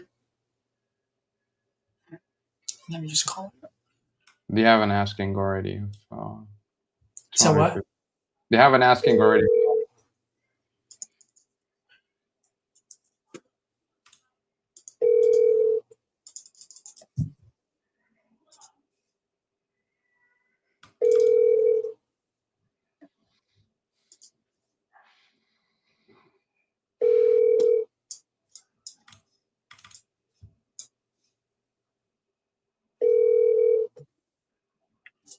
Hello. This is Terrell Doherty with the Trio program. Trio program. You want me to triple tap you, Terry? Okay, press on the smaller houses too big. Okay. Hey, Terrell, Caesar here, calling about your property out in Vegas. Looks like you spoke with Sam a few days ago about this property. If you're still looking to sell, I'm always looking to buy out there. So give me a call when you get this. Love to see if we can make something happen here. Bye.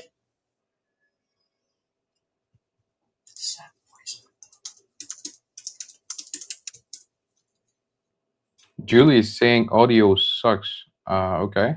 Is I'm not sure, but I can listen to it good. Oh, maybe the audio when it's like a Oh, the voicemail call. because The it's voice. not that loud, but once they pick up, then it's pretty loud. Yeah. Well, at least it has been, right, this whole time. Yes. No, I can hear it.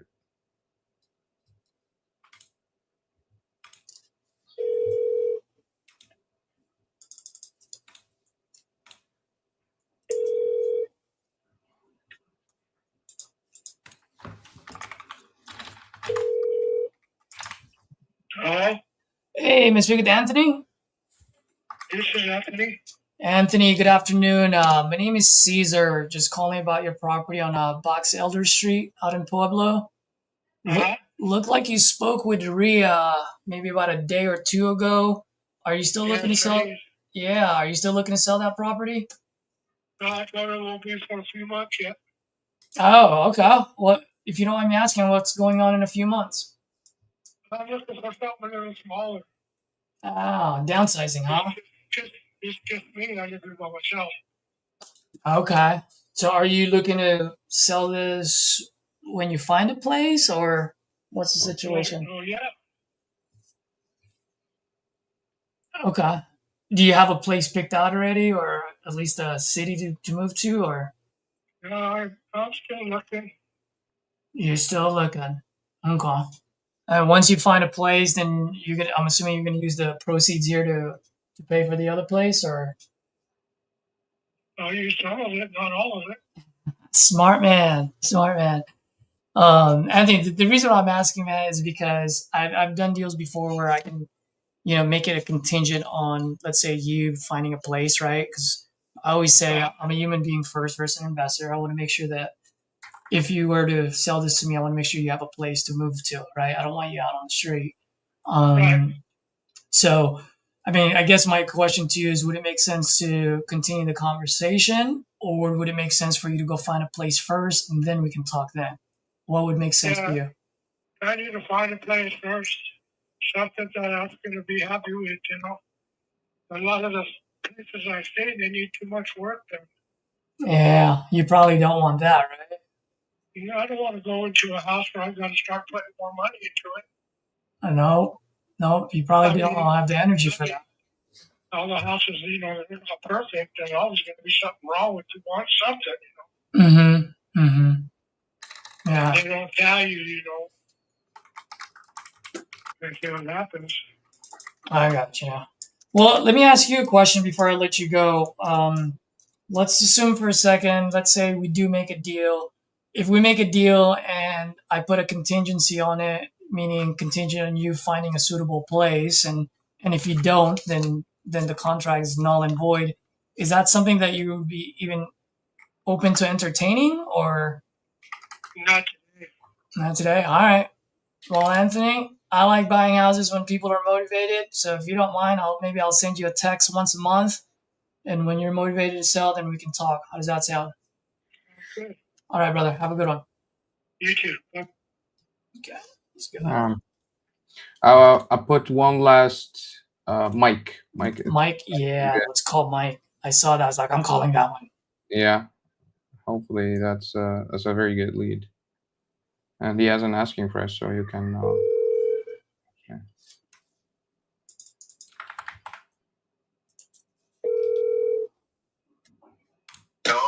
Hey, is Mike? Hey. Mike, good afternoon. Caesar here, just calling about your property out in Memphis on Faxon Avenue. Looks like you spoke with Sandra a few days ago. Looks like you might be looking to sell this property. Is that right? Yeah. How much are you looking to get for it? Well, I want $100,000 for it. There's okay. That's what I want to clear. Everything else is not negotiable. It's no deal. All right, fair enough. I like your style. I don't like to waste time either. So 100 grand, take it or leave it, right? All right. I'm pulling this up right now. Tell me a little bit what you got going on over there. Yeah, I'm going. Well, I mean, $1,000 a month. How much? $1,000 a month, and he's on a month-to-month lease. Month to month. How long has he been there for? About 3 years. About 3 years. Okay. He's going to take care. Is he a single guy? Does he have family? Does he have pets? What's the situation? No, he's just nasty. He's just nasty, you said? What do you mean by that? Well, he's dirty. Wow. We can't hear she's Junk out in the yard. I mean, yeah, he's filthy. You know, he's a good runner. I don't even not put up with it. He pays everyone. But he's filthy, huh? Yeah. Made that house so pretty on the inside, tile around floor, rebuilt floors, in the bathroom, bedroom, and just did all kinds of stuff that remodeling. And he just, I'm sure it's trash. I hadn't been in it but one time. I had to go in there and I bought a new dishwasher. I did something, I forget what it was, something wasn't hooked up. Mm-hmm. The cord, the electrical cord or something underneath it. And I said, well, I hope I don't have to do this again. I'm changing all my clothes to the back. It's one of those, huh? Yeah. I gotcha. Well, let me ask you a couple quick questions, man, and I'll make my decision here. So he's paying $1,000 a month. He's filthy. He's been there for 3 years. Let's say I buy this off you. I kick him out. I fix it up. How much can I rent this place out for? I think you $1,500 a month in that area because there, close to school, college. It's just convenient, and there's, not it's 100-year-old house. Mm-hmm. It's kind of stuff people like, nostalgia. It's up nice, I put tile in the kitchen and bathrooms and stuff like that. It's really nice, but I'm sure it's going to have to be painted and everything. They're good clean out. Yeah. Well, Mike, are you gonna keep this guy in there since he's paying $1,000 a month? It sounds like it's a pretty good mailbox money you got there. Yeah. Yeah. So I mean, is that the reason why you're saying $100,000 non-negotiable? Because if you don't hit that number, you'll just have them keep paying you. Well, they're selling for 150, 130, stuff like that. Yeah. Well, that's what I was just gonna say, Mike. And you sound like a very reasonable guy, straight up guy, and I'm the same way. You're absolutely right. The houses there are selling about 115, 130. So if a filthy guy's been living there for 3 years, in order for me to get it rent ready for the next, I mean, I got to put a little bit of money there, right? Not a lot. I'm not trying to put a Taj Mahal, but just a little bit. Yeah. So, I mean, from an investor, I want to make sure you cash out. I just got to have a little bit of meat on the bone as well for me. I never heard it make sense. I've been having it sprayed for pests and, all that kind of stuff every month because I figured that thing would be covered up with roaches and everything else I did. Mm-hmm. So let me ask you. I mean, if I buy this and I kick him out, how much do you think it's going to cost me to get it rent ready? I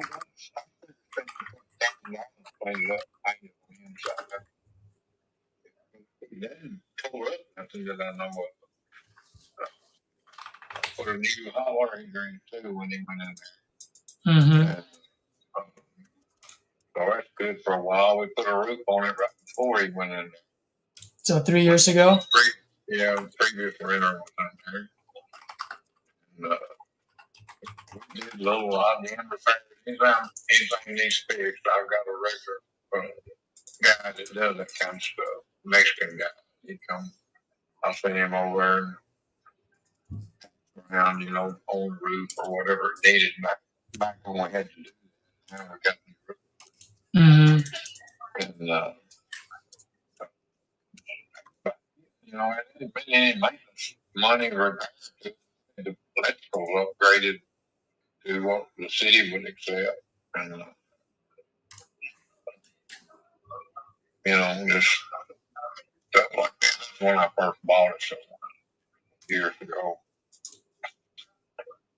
Yeah, looks like you bought this at a pretty good price years ago, I'm assuming.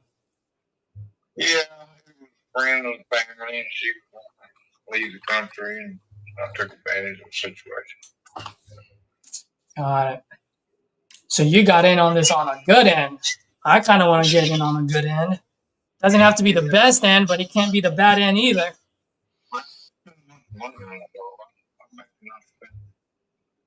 I don't have no idea, but I might not spend $34,000 over the year. Mm-hmm. I'm sure you made your money back with $1,000 a month, though. That's $36,000. Yeah. Yeah. My grandkids, when I had them in their first, I didn't get any off of it for 2 years. Mm-hmm. Then when they moved on, I started getting renters, and I've been getting $1,000. Mm-hmm.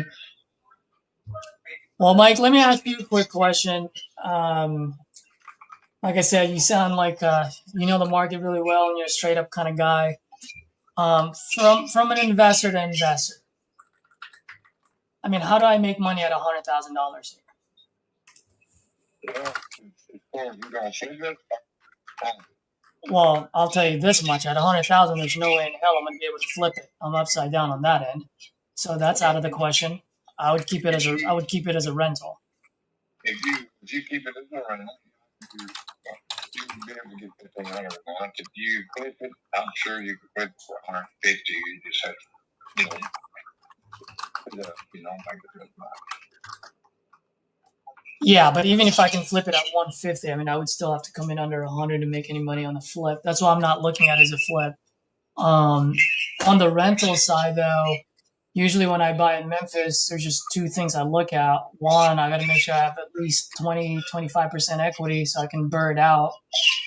And then the other thing is I just need to make sure I have like at a 1.5%. So that's just my rent divided by my all-in number.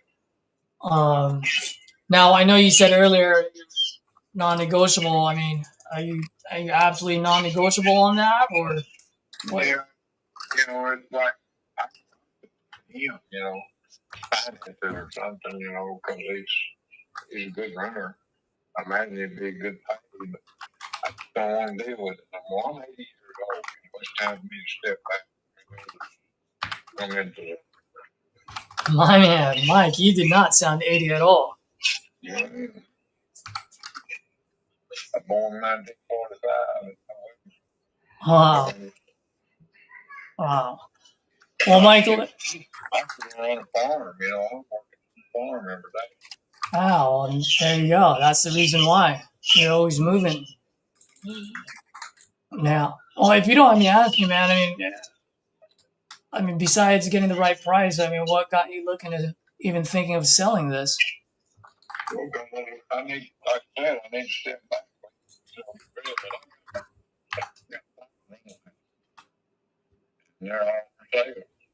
Okay. I mean, any of them you were willing to sell and have enough meat on the bone for the other guy? I don't know. I've got, my set. All right, because the 100,000 that you're talking about here, there's no meat on the bone on that end, and I don't think if this was my house selling to you, I don't think you'd pay $100,000 for this either. Well, I wouldn't know. I'm buying things up cheap, either in bankruptcy or sale or something like that. Well, my friend, I'm the same way. Yeah. Now I'm the same way. I don't have to hit a home run, but I just got to be able to keep the lights on, Yeah. That's all years too. They're all paid for.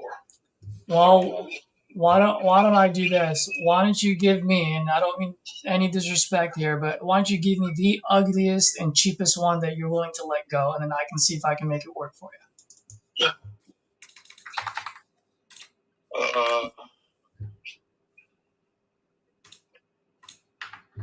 I don't know. I'm thinking the one on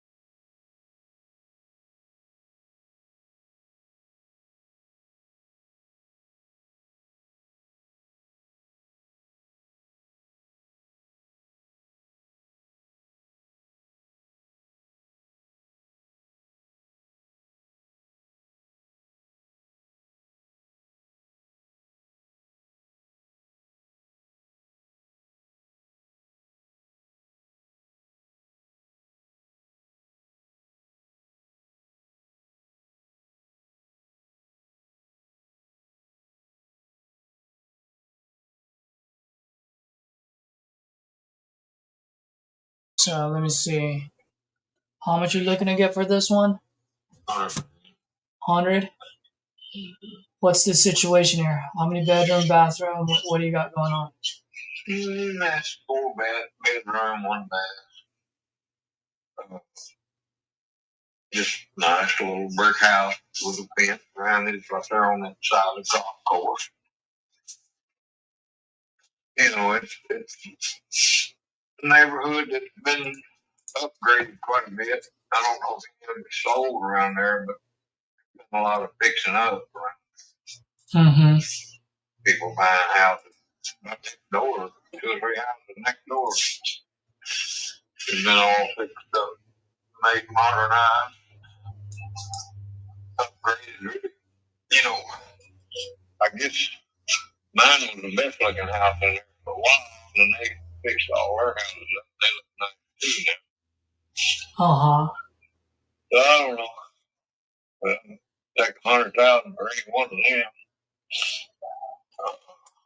The one in Millington, I take 150 for it. It's a choice location, nice house. 3 or 4 bedrooms, I don't know which. I've had a family in there for several years now.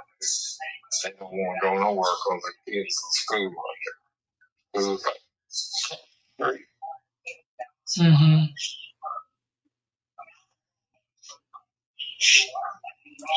75, 88 or something like that. 78, 55.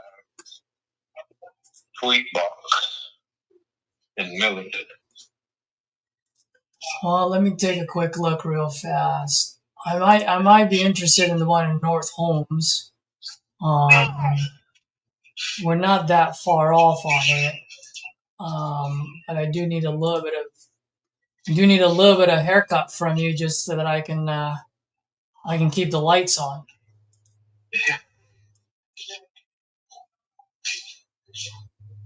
You said it's a 4 bedroom, 1 bath?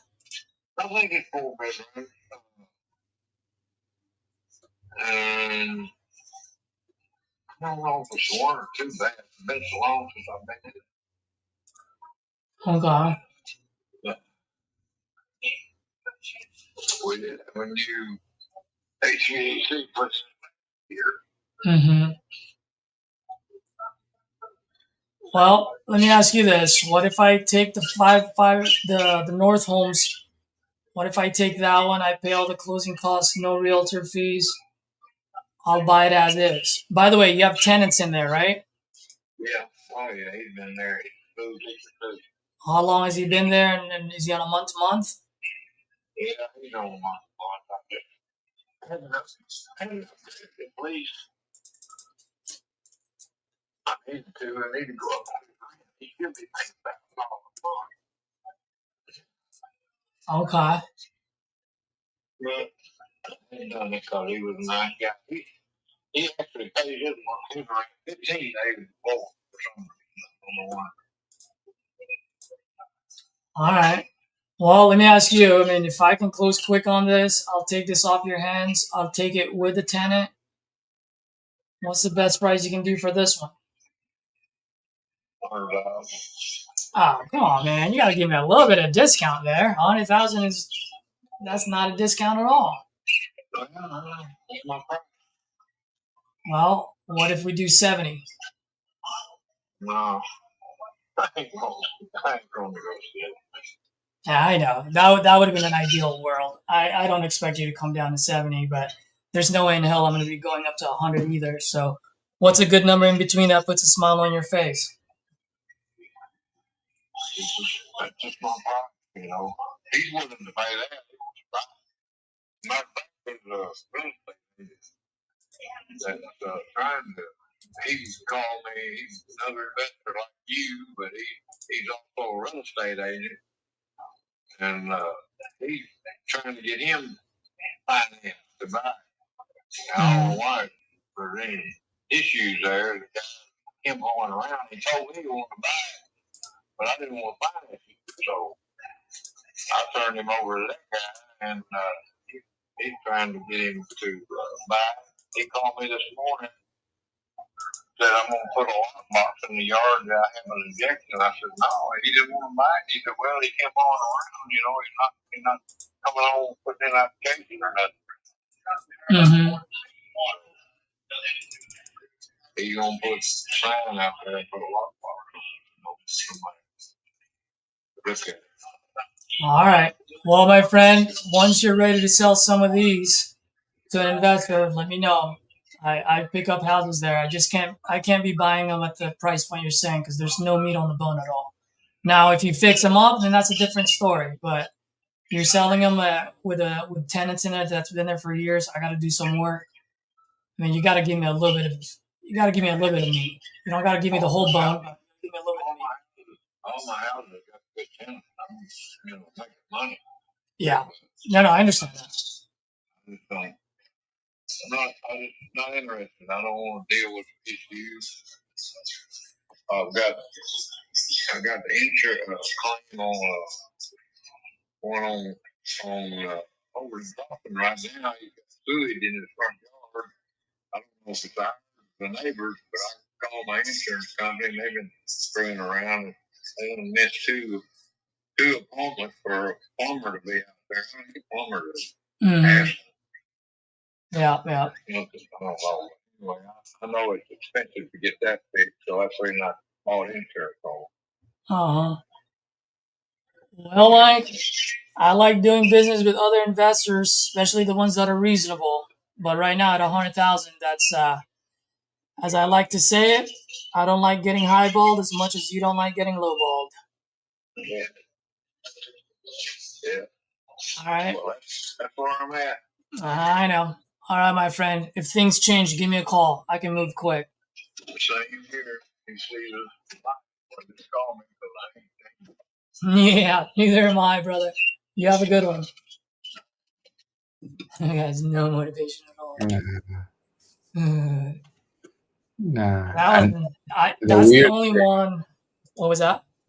The weird thing is, if you listen to the call itself, you'll find him like, like having decent motivation, just want to sell. Like, he literally like our AI wrote, seller is 80 years old and wants to get rid of all responsibilities. Yeah. So here's the thing, right? So the thing that you're pointing out, Ahmed, this is actually great that you're pointing it out, is that those are motivating factors. Not the. But it doesn't mean they're motivated. Yeah. Right? Like 80 years old. Yeah, I want to get rid of this, blah, blah, blah. But he's also getting $1,000 a month. That's pretty much market rate. That's mailbox money coming into that guy every single month. True. That's true. When I heard that one, I felt, is that going to be going forward actually? Yeah. So all I do is like I try to pull on multiple strings just to see if something comes out. If something falls out, then yeah. But if nothing falls out, like it's cool. Like how long did I spend on that one? About 10, 15, maybe. 10, 15. So for me, 10, 15 minutes. 19 minutes. So 19. anything under 20, I'm okay with because you got to get a conversation there. Like I said, some of them are what I call a wolf in sheep's clothing, where they're not motivated, but once you start asking questions, things start to come out, right? Like, well, I've got this, or lost my wife, or whatever it is. But this one, man, I don't know, unless I can be wrong, but I just did not hear any motivation in that guy's voice at all. Nah, he's just, fixed on his price and that's it. Yeah. But I'm putting him in my long-term follow-up though. All right. Because you never know. Life happens, man. Things can change. 6 months from now, something drastic can happen, and all of a sudden he's motivated. So that was actually, I'm glad that we came across that call, because that's one of the things that I've been talking about with other folks within the community. Is just like there's motivation and there's motivating factors. And a lot of times we feel like they should be motivated because we see the motivating factor, right? But at the end of the day, just because they have motivating factors doesn't mean they have a problem that they're trying to solve. Right now, he's motivated to sell if he gets his price. That's true. That like most of the people, it's just either a pain or an opportunity. So Yeah, you got yeah. a lot of luck when it's a pain, but not so much when it's an opportunity for them. Yep, exactly. Well, dude, I know it's getting late over there, Ahmed, and we kind of went over. We're supposed to only go for an hour, so thank you very much for this. I I appreciate will it. call the rest of these, obviously, on my own, Yeah. offline. I will definitely keep you up to date on these, and then I think we'll talk on Monday. All right. Well, appreciate it, man, and thank you guys. This has been the deal hour or 2 hours. I'm not 2 sure. hours, yeah. And yeah, see you next Saturday with Hyro. Yeah, let's go, baby. That's good stuff. Ahmed, thank you, man. You get a good night's sleep. Have a great weekend. And for the folks that are watching, if you guys have any other questions or if you found any golden nugget that you got from this, drop it on the chat or actually drop it on the comment, because I want to make sure that if there's a new wholesaler that can come across my channel, they can at least see what they can learn out of this session so that it can help them close their first deal. Cool. Other than that, Ahmed, thank you again, man. Really appreciate it, brother. See ya. Cool.